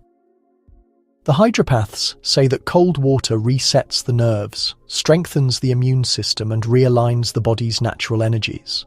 Some recommend plunges, others swear by dousing, pouring buckets of freezing water over the head at dawn while reciting verses or prayers. There are even clinics, true ones, with white walls and clean linen, where patients are wrapped in soaked sheets and left to shiver quietly under woolen blankets. It's called a wet sheet pack, and it's supposed to draw out fever, madness, melancholy. You wonder how many of those patients ever truly warmed again. Sarah tells you about a cousin who cured his consumption with daily icy plunges. Another woman swears she stopped fainting after a week of river baths. Of course, one man caught pneumonia and died after just 3 days. But they say his lungs were already weak. He might have died anyway. And anyway, he looked peaceful in the end. Back inside, you huddle by the stove, drying slowly, each toe prickling back to life. Your skin glows again, not with arsenic, but with blood rushing in from your core, trying to understand what just happened. It's not comfort you feel, it's clarity. The kind that only comes after you've shocked your body into submission. After you've reminded your heart that it must keep going, even when everything begs it to stop. You sip tea. The heat feels richer now because sometimes to feel truly alive, you have to freeze. Your fingers finally stop trembling an hour later, but your chest still hums with the echo of cold. You stretch your arms slowly, as if rediscovering your body after some brief involuntary death. There's a strange peace in it. Not comfort, no, that would be too modern, but a kind of earned stillness. It's the aftermath of the cold water cure that people come to crave. Not the plunge itself, but the stillness that follows a kind of post-battle hush. You wrap yourself tighter in your shawl and remember the stories from the sanatorium in Malvern. There, patients walk barefoot through dewy grass at dawn, followed by frigid sponge baths and glasses of cold water on the hour for weeks, months, years sometimes, all in pursuit of vital equilibrium. And for the wealthy, it's practically a status symbol. You've seen the postcards. Plump ladies in lace caps reclined in bathtubs under snow-covered trees, with nurses pouring fresh meltwater down their backs. Meanwhile, you and Sarah are crouched in a stone courtyard behind the coal bins, daring each other not to scream.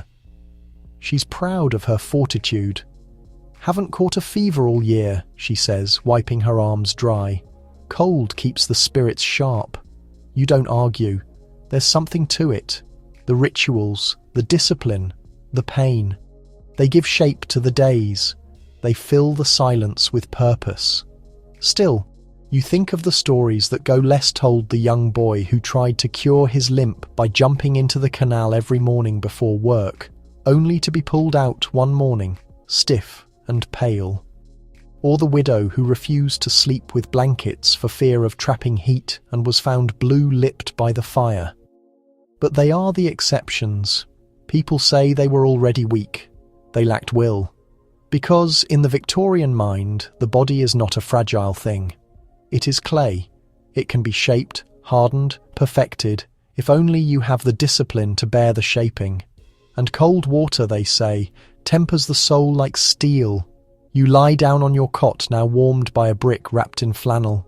Your skin still tingles, your lungs feel strangely open, and your heartbeat is loud enough to fill the room. You think of the river, and all those mornings, you've seen dock workers dousing their faces with freezing buckets, shivering and laughing like they'd just outrun death. There's no gentleness in this form of care, no softness, but there is power. Because in a world that demands endurance, sometimes the only way to keep going is to stop feeling. You breathe in deep, clear cold, and tomorrow you'll do it again. Because if fire cleanses the soul, ice sharpens it. You've stopped counting how many mornings begin with pain. Today it's in your temples, a tight, pressing ache, as though something is squeezing you from the inside out. You touch your forehead and find no fever, just tension. And beneath your eyes, shadows, purplish, like bruises that haven't yet decided what they are. You know the cause, though you wouldn't dare speak it aloud. Belladonna, and the pale powder still resting in the folds of your vanity towel. You used it last night. 2 drops in each eye. The bottle is small, corked and labelled in faded ink. Atropa belladonna, for brightness of gaze and emotional softness. The deadly nightshade. A poison, yes, but also a beauty elixir revered across drawing rooms and opera boxes. In small doses, it dilates the pupils, giving the eyes that glassy, innocent sheen so favoured in portraits of the day, a wide, liquid gaze, eternally on the brink of tears. That look sells books, earns favours, captures the attention of suitors and physicians alike. You learn the trick from a seamstress who once fitted gowns for an actress at the Lyceum. She kept her bottle in a ribboned locket, the seamstress said. Took a drop before a curtain call every night. Said it made her sorrow look real. The sorrow is real, you think now, pressing a hand to your pounding head. But still, you don't regret it. Because last night at the supper gathering, a gentleman you barely knew leaned in and whispered, "You have the most astonishing eyes." You'd blinked slowly, hoping the candlelight caught them just right. And so the headache feels earned. The belladonna craze has its roots in Renaissance Italy, but the Victorians have adopted it with particular intensity. In a world where women are expected to be soft, responsive, emotionally transparent, what better than a chemical that makes your gaze permanently vulnerable? You've heard of girls using it in stronger doses, not just to soften the eyes, but to calm hysteria.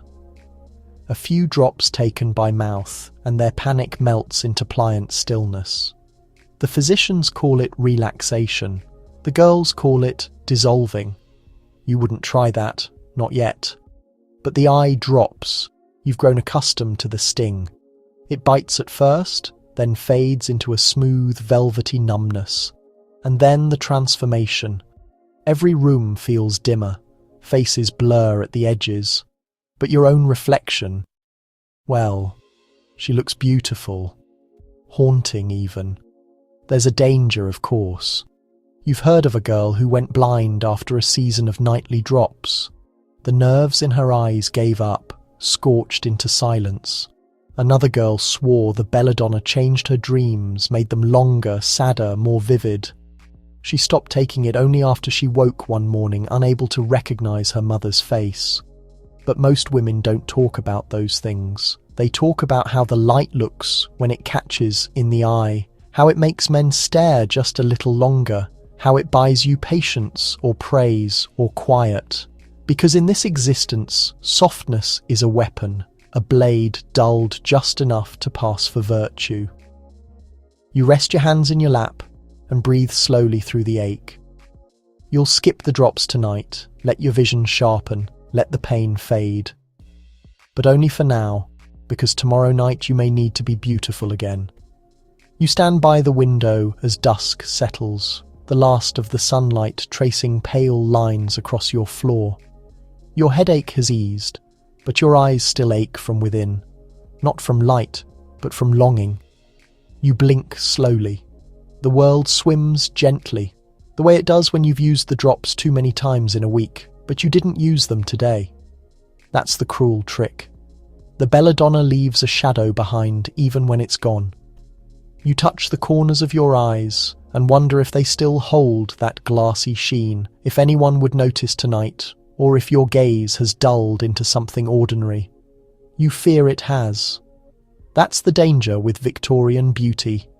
Once you've tasted the transformation, returning to plainness feels like illness. You light a candle and glance at the powder box beside it. Lead white. The soft, fine dust you press into your cheeks when the arsenic pills aren't doing enough. It makes your complexion porcelain flawless in dim light. You know it's poison. Everyone knows. But like the belladonna, it works. It covers blotches, erases fatigue, makes you glow. You dab your finger into the powder and pause. You think of the women who never stopped using it, who wore it daily until their faces broke out in ulcers, their teeth loosened and their bones ached. The condition has a name now, lead palsy. It leaves the hands trembling, the voice slurred, the complexion grey beneath the powder, no matter how thick it's applied, but still it sells. There's a tragic elegance to it, the slow fading of a woman who glowed too long, a kind of martyrdom that society both pities and praises. You know of one who died with rouge still clinging to her cheeks. The mortician said it made her look alive, almost peaceful. He whispered, "You wonder if they'll say that about you one day." You put down the powder puff and close the lid. Not tonight. Instead, you sit at the vanity and look at your face just as it is. No arsenic blush, no belladonna shimmer. Your eyes are smaller, your cheeks are uneven, your mouth looks tired. But you're here, and for a brief moment that feels enough. Then comes the voice in your head, the familiar whisper. How will they look at you tomorrow? Will you catch their gaze at the market? Will Sarah still envy your complexion? Will the shop clerk still pause before handing you your change? The moment breaks. You reopen the box. Because in this existence, beauty is not a luxury, it's a requirement. A kind of health all its own. One measured not in strength or vitality, but in appeal, in silence, in softness. And so you press the powder to your cheek, slowly, methodically, as you've done 100 times before. You blot the lips, you draw the line beneath the eyes. You do not think of what it's doing underneath. You only think of the light it casts tonight. Because in the Victorian age, survival isn't just about breath and blood. It's about being seen and being seen as lovely, no matter the cost. You wake to sunlight and soreness. Your complexion tingling beneath the powder you forgot to wash off. your limbs aching as if you'd run uphill in your sleep. You rub your face and feel a light flake of lead white crumble beneath your fingers. Another night survived, another day to endure. But before the chores, before the market and the coal fire and the soup pot, there's the ritual of friction. You set the basin of water aside. This part doesn't need it. You reach instead for the brush. Its bristles a stiff boar hair, worn down at the tips, but still cruel in the middle. You strip to your chemise, then begin long, dry strokes across your arms, your legs, your back. Dry brushing. Victorian women learn it early. It stimulates the nerves, they say, encourages circulation, scrapes away impurities of the flesh. You are taught that the skin is the body's third lung, and that to breathe properly, it must be scrubbed until it shines. You grit your teeth as the bristles scrape across the inside of your thigh. It burns. That means it's working. You remember your mother standing at the hearth, brushing her arms raw with a coarser brush, stiff as a broom, and saying, "Clean skin makes clean blood." She died of coughing fits, but her complexion never once showed a blemish. After the brushing comes the roller, a strange little device that looks like a tiny barrel fitted with blunt teeth. You grip the handle and drag it across your belly. It pinches the skin, kneading the fat, pressing into the flesh until your eyes water. This is no indulgence. This is punishment as medicine. The physician who gave the roller to Sarah said it was designed to break up female congestion, that it could cure bloating, melancholy, infertility. Especially effective on stubborn thighs, he said with a smirk that made your skin crawl. Still, she used it, and now so do you. The pain isn't sharp. It's dull, persistent, intentional. You feel your muscles tighten with every stroke. Your mind goes quiet, narrowed down to a single point of sensation. You've read that even Queen Victoria had a morning routine involving vigorous toweling and friction gloves, and the pamphlets for ladies' clubs all recommend daily brushing, especially for those with sedentary dispositions. Some women go further. They slap their faces with chilled linen to keep the blood awake. Others strike their bellies with bundles of birch twigs borrowed from Nordic spas. One woman you knew wrapped herself in rough wool and ran laps in the courtyard until her thighs bled. She said it cured her nervous spells. You're not so dramatic, but you understand the impulse. Because in a life where you can control almost nothing, where sickness arrives uninvited and men decide your worth, friction is something you choose. Pain becomes power. You carve order into the day with every square scrape and roll. Your complexion glows red and hot. You look flushed, yes, but also focused, present, real. You dress slowly afterward, careful not to rub away the sting. The ache reminds you that you're still in this body, that it hasn't failed yet. And as you lace your boots and prepare to face the cold morning, you feel sharpened, because in the Victorian world you're not born radiant. You scrub your way to health one stroke at a time. You step into the street that afternoon feeling raw, glowing not with health but from discipline. Complexion warm beneath layers of wool and cotton, the friction lingers. Every breeze reminds you of the morning's brushing, as if your body still smoulders beneath the surface. Sarah joins you outside the milliner's. She's hobbling slightly, which means she started using her wooden friction roller again. She carries it everywhere now, wrapped in muslin, like a sacred relic. "I did the backs of my arms twice today," she says proudly, "and my stomach until it turned purple." You nod. That's about right. The two of you walk on. Inside the haberdashery, another woman leans across the counter, asking the clerk whether the new friction mitts are in yet. She describes them in detail, lined with horsehair and lavender oil. "So you can cleanse and calm at once," she says. The clerk smiles politely, but you can tell he's heard this 100 times. The whole city seems obsessed with rubbing, scraping, pinching, slapping. It's the one thing the physicians and the quacks agree on. From the fashionable to the desperate, everyone believes in the gospel of stimulation. When in doubt, rub. You pass a poster nailed to a lamp post advertising a new health salon in Bloomsbury. The words frictions, rolling beds, female gymnasium are painted in bold blue ink.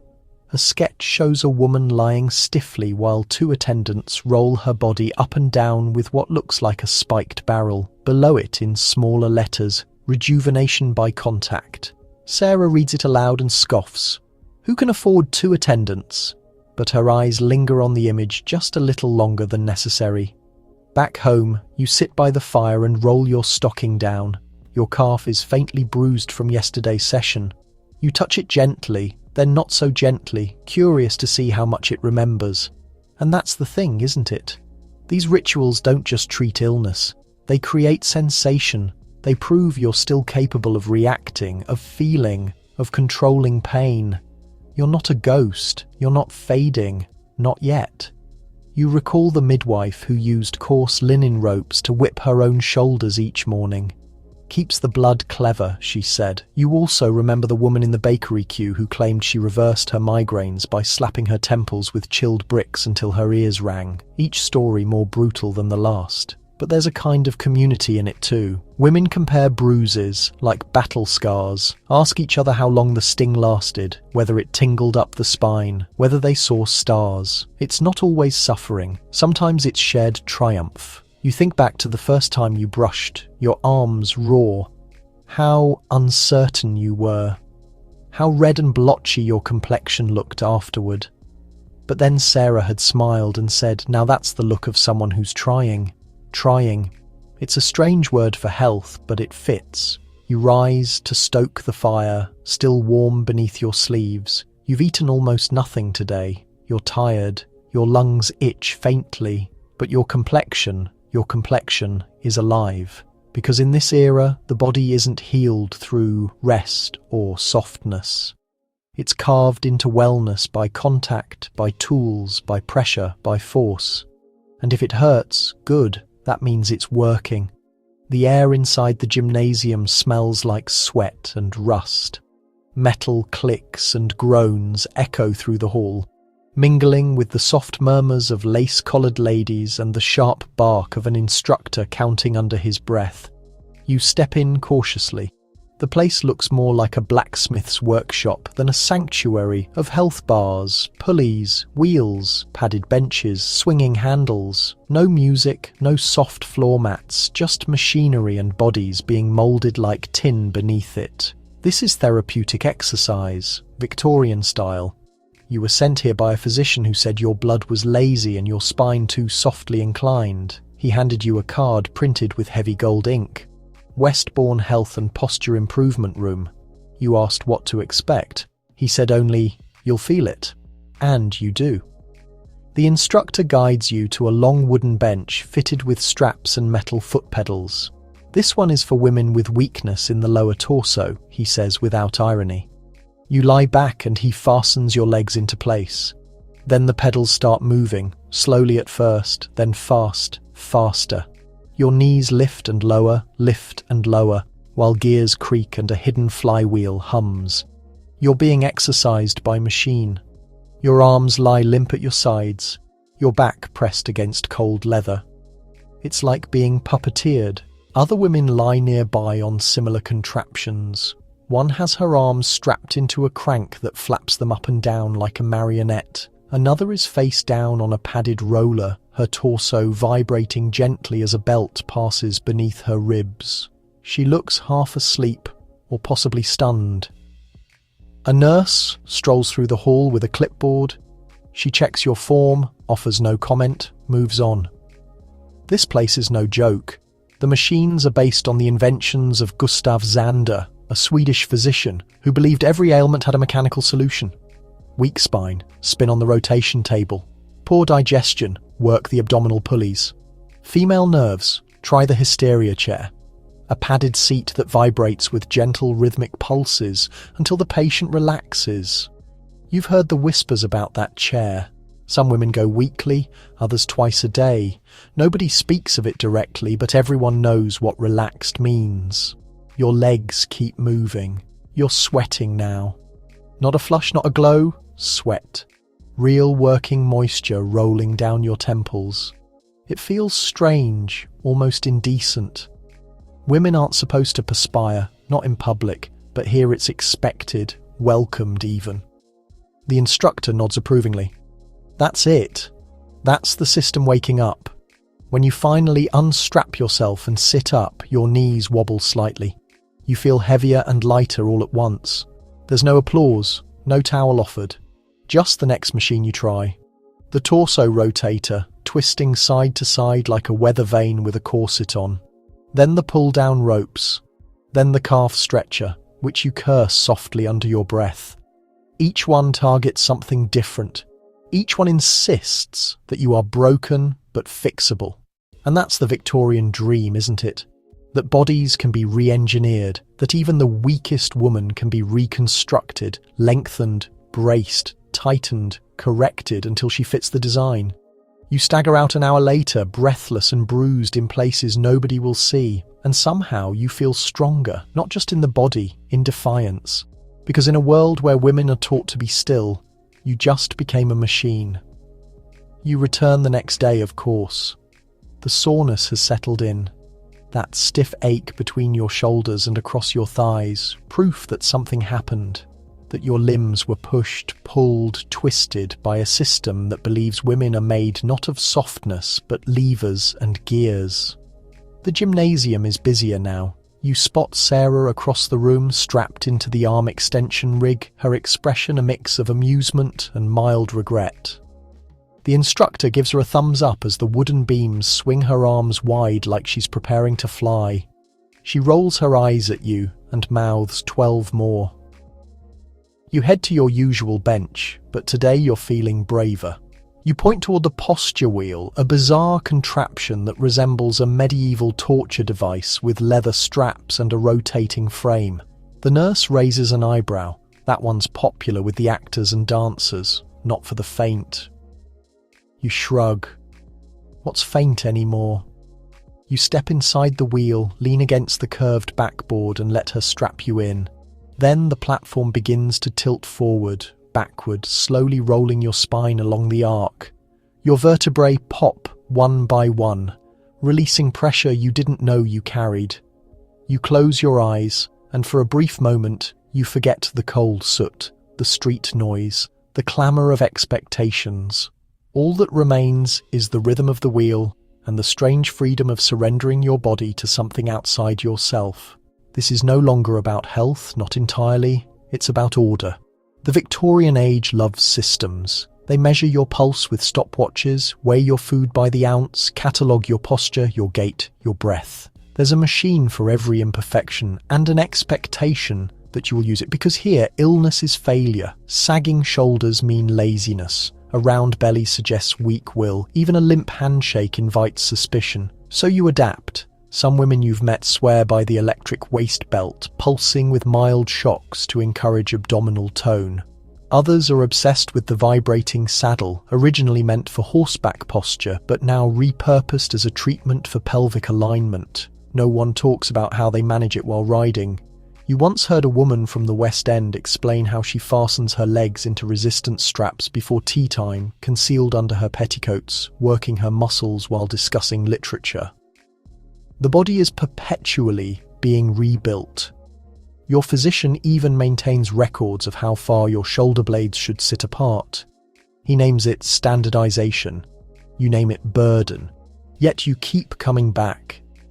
Because however painful, ridiculous and occasionally degrading these mechanical routines become, they provide a certain order, a guarantee. If I commit to this, I will be healthy.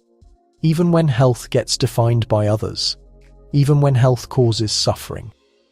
You release yourself from the wheel and sway slightly, your spine humming from movement. You spot Sarah once more. She's shifted to the calf machine. You acknowledge her. She smiles. Tea afterward. You nod in return, winded, because this represents your version of the gathering place, the inner circle, the defiance. You're not simply moulding your body, you're resisting everything that demands you remain motionless. You awaken to a scratching noise. No, not rodents. Not tonight. It's the rigid crinkle of brown wrapping being opened, of glass containers tapping quietly against each other. Sarah has entered your quarters again, and this time she's carrying something different, shipped from the Indies. She murmurs as though it were forbidden goods. She unfolds the package to display 4 tiny bottles filled with strangely coloured liquids. One light green, one murky blue, one a flat brown, and one disturbingly transparent. Health remedies, she declares, eyes bright, guaranteed to activate the liver, tighten the skin and affect something with the spleen. You peer at the labels, each handwritten in that spindly script that always appears half medical and half mystical. One reads tincture of vinegar and crushed shell. Another guarantees electric elixir of vitality and seems to contain a dead insect floating within. You exhale. Not this again, but naturally again. Because when your body throbs, your face droops and your complexion turns pale from weeks of smoke and strain, the promise of a miracle in a vial becomes hard to resist. Sarah pours a thimble's measure of the green remedy into a chipped porcelain cup. This one's loaded with camphor, I believe, and turpentine. You stare. Turpentine, she confirms, just a touch. It sharpens the mind. You pause. Then gradually, you accept the cup. It burns like treachery going down. Welcome to the realm of Victorian consumables, where remedies, tinctures, elixirs and potions saturate the market with no oversight, no uniformity and honestly, no decency. If it can be soaked in spirits or mixed into syrup, someone is marketing it as a cure. You've sampled cod liver oil naturally, an oily, fish-scented assault that promises stronger breathing and improved character. You've survived raw onion syrup for coughing, coal tar drops for skin marks, and a powdered chalk blend that claims to neutralize female distress. But these remedies are different. They exist at the boundary between medicine and wishful thinking, sold by wandering peddlers with dramatic presence, or distributed in back passages by women with distant accents and tales of jungle remedies and mountain springs. The newest trend? Arsenic wafers. Yes, arsenic, a minute amount, wrapped in paper, and sold at beauty counters for the radiance, they claim, to extract impurities. And it does render your skin pale with an eerie porcelain brightness that Victorian beauty values above everything. Nobody discusses the side effects much. You glance toward the vial Sarah uncorked. It smells faintly of camphor and candle wax. You recall someone mentioning it eliminated their headaches for hours. Others insisted it produced hallucinations of brightness. But that's not what drives you to reach for the second vial. It's the desire to believe. To believe that something unusual and small consumed in private could shift the balance toward your favour. That a body this exhausted, this burdened, this torn apart by corsets and judgment might be restored by just a few swallows of something exotic and prohibited. You consume the second remedy. This one tastes like menthol and something heavier, something ancient. Sarah observes you, impressed. You attempt not to wince because in the Victorian health realm, if it tastes dreadful, it must be effective. You recline against your cushion, lips still burning from the remedy's bite. The chamber seems to tilt slightly, just a little, but sufficient to remind you that these aren't merely drinks, they're trials, and your body is the continuous experiment. Sarah moves through the room, already opening the third bottle. This one, she mentions, contains opium in it. Not excessive, just sufficient to calm the nerves. Naturally it does. Opium is in everything currently. Baby syrups, sleeping powders, cough tablets. You know women who keep laudanum tucked in their purses like a secret tool, prepared to silence melancholy or indigestion with a few measured drops. One woman you encountered at a charity dinner insisted she composed better correspondence when influenced by tincture. The boundary between remedy and escape blurs rapidly in Victorian drawing rooms, and yet nobody really discusses it. These substances arrive disguised in euphemism, nervous soothers, digestive aids, female regulators. The bottles are refined, the fonts delicate, the claims absurd, the dangers concealed under layers of manners and wishful thinking. You taste the third remedy. It descends smoother, syrupy sweet, with a subtle bitter current, almost agreeable. And then warmth. Your fingertips prickle, your limbs feel weightless. The edges of the chamber blur slightly, softening like an old photograph in water. Sarah grins. See? Told you. You're uncertain what to respond. Words feel sluggish in your mouth. You consider all the advertisements plastered on walls and squeezed between newspaper columns, reawaken your radiance for the woman with no time to squander. A bottle, a guarantee, a cost. Some are produced in legitimate pharmacies, others in someone's kitchen. Regardless, no regulations, no monitoring, just the potent combination of desperation and faith. And perhaps the most troubling aspect, some of them function. That's what makes it so difficult to refuse. You've observed friends recover from prolonged illnesses after consuming root-based syrups. You've witnessed complexions brighten after bitter herbs and resins. You've even heard rumours, whispers, truly, about a girl whose vision improved after drinking tincture made from ground mummy remains. Yes, genuine mummy, imported from Egypt, pulverised. The Victorians will consume anything if it arrives with a guarantee, but there's always a price.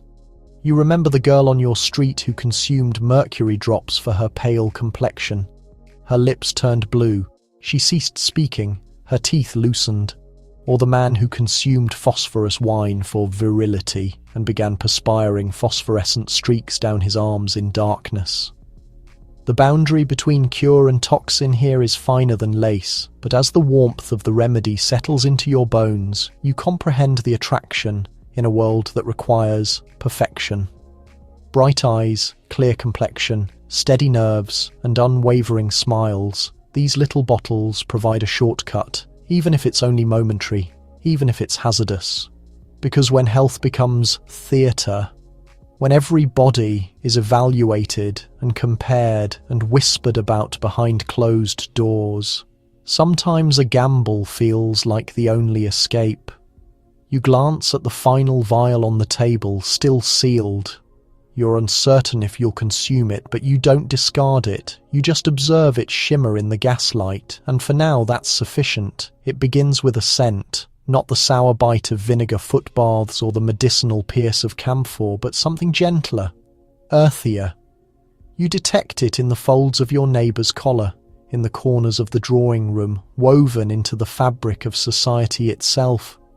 It's the scent of mustard, not the bright yellow paste for ham sandwiches, but mustard seed, crushed into powder, mixed into compresses, and applied onto bare skin with clinical zeal.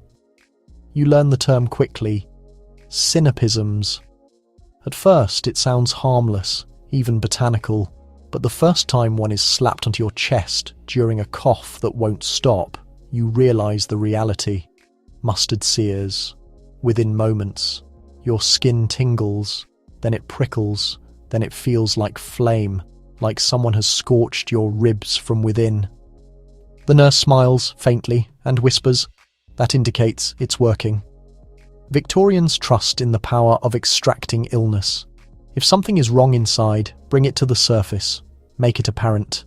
Mustard plasters, vinegar compresses, and blistering agents are all deployed to coax the sickness out. They name it balancing the humours. You name it controlled inflammation. There's even an instrument for it, a peculiar little brass cupping set stored inside your aunt's cabinet. Glass domes with narrow necks, heated with flame and then pressed onto the skin. The air inside cools, and your flesh is pulled upward into the glass like rising dough. You attempted it once on your back. The bruises remained a week. It's intended to stimulate blood flow, to break up congestion, to release blockages. But mostly it feels like a ritual of control, as if suffering is evidence of improvement, as if the body must pay its debt in welts and sting marks. Sarah, naturally, has attempted everything. "I once had a blistering patch on my spine," she informs you, lifting her hair. "They claimed it would cure my migraines." You lean closer, expecting to see some mark. There is nothing. "That's how you understand it worked," she says with a wink. You're not convinced. But then again, it's difficult to dispute belief when it's supported by scarves soaked in eucalyptus, goose grease rubbed into chests, and soapstone bricks warmed and placed at the feet. The body becomes a battlefield, and pain is just another instrument in the arsenal. The most dedicated health seekers you know treat their skin like parchment, something to be marked with salves and rubs and liniments. There's even a man at your boarding house who insists on rubbing kerosene on his scalp to encourage hair growth. He now wears a hat constantly. But perhaps the oddest part is how acceptable it all feels. These treatments are as routine as brushing one's teeth, though even that isn't guaranteed. A woman you once knew claimed her gums bled less after rinsing with warm vinegar and crushed chalk. The reasoning seems to be if it stings, it must be frightening the illness away. So you sit by the fire, your throat wrapped in a flannel scarf, soaked in hot salt water and turpentine, and you wait for the burn to settle. You can sense it working, or at least you've been told you should. Later that evening, you notice something curious near the washstand, a strange dark patch on the shoulder of your gown. You touch it gently. It stings. That mustard plaster Sarah insisted on earlier has left its trace. She was accurate about one thing. It definitely extracted something out. You pull your collar aside to get a better view and your skin is blotched red, almost bruised. Still, there's a part of you, deep down, that feels comforted, as if this pain, this sting, this blistering evidence signifies something invisible is finally being driven away. In the Victorian mind, discomfort is often confused with effectiveness, and few remedies embody that more than the peculiar rise of electrotherapy. You first learned about it through a pamphlet slipped under your door. Galvanic Health, reignite the spark of vitality. At the time, you laughed, but then you encountered a widow at the dressmaker's who wore a copper band around her waist. It's a magnetic belt, she explained. Aligns the energies, keeps the digestion reliable. She was completely serious. Electricity, still novel and magical, was embraced by Victorian inventors and healers as the solution to nearly everything. Wearable galvanic rings, vibrating corsets, hand-crank electric brushes, they all promised a jolt of vitality, a revving of internal engines. You once attempted a shock belt, just once. It was a borrowed contraption, leather straps with embedded wires and a hidden crank box. You were instructed to wear it across your lower back for female lethargy. A gentle hum was anticipated. Instead, it jolted you like a startled horse. Too vigorous, the seller confessed, apologising with a bow and offering you a peppermint lozenge. The boundary between therapy and torture instrument was rarely obvious, but people kept purchasing. In fact, they purchased more if the sensation was intense.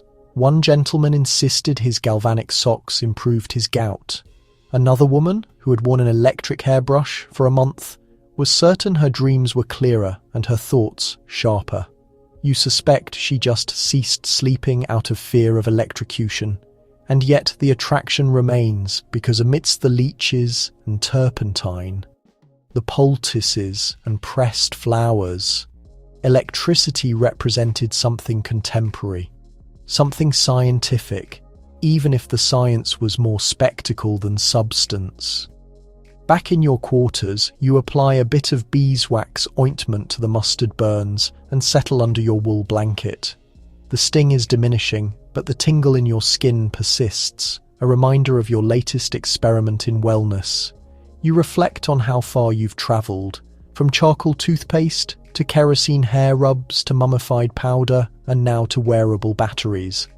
The body in Victorian times is a canvas of optimistic pain. It's pulled, shocked, wrapped and scorched, all in the pursuit of vitality. And while many of these treatments walk a delicate line between remedy and madness, they're always delivered with a peculiar tenderness. A hand on your back, a scarf tied just so. A whispered, "This helped my cousin." It's not solely about health, it's about control. In a world that feels chaotic and gaslit and grimy, there's something empowering about applying a plaster or cranking a belt and declaring, "I'm doing something, I'm attempting." Even if it's absurd, even if it leaves scars, even if it doesn't function. You wake to a soft scratching at the window, just tree branches in the wind, but it startles you enough to sit upright, the wool blanket bunched at your knees, the mustard-stained gown tugging at your shoulder. Your skin feels tender, your limbs heavy. Yet somehow, despite the vinegar wraps and blistering poultices, the herbal teas and remedy drops, you feel oddly triumphant. You've survived another Victorian cure. The sun outside is barely a smudge, its light diffused by fog so thick it makes the street lamps look like phantoms. London doesn't rise, it seeps awake, slow and pale, like steam from a kettle. From somewhere down the corridor you hear coughing, deep, raspy, persistent. Consumption, probably. Everyone whispers it, everyone denies it. You pull on your slippers and wander downstairs. The parlour smells of mint oil and camphor, a combination that now feels like home. Sarah's already seated at the window, sipping something thick and green from a glass that fogs at the rim. "I added crushed garlic this time," she says. "It's supposed to ward off the damp." You nod, like that makes complete sense. At this point, it does. The housekeeper wanders past and presses a strange coin into your palm. "Keep it by the door," she murmurs, "so illness won't locate you." It's not a coin, though. On closer inspection, it's a dried fig pierced with cloves and lavender buds, tied with ribbon. A pomander. It's meant to cleanse the air, protect from miasma, and guard the soul. You nod again. The day unfolds in soft, half-lit layers. You walk to the market wrapped in 3 scarves, the innermost soaked with onion juice, a trick Sarah insists on for keeping your lungs clear.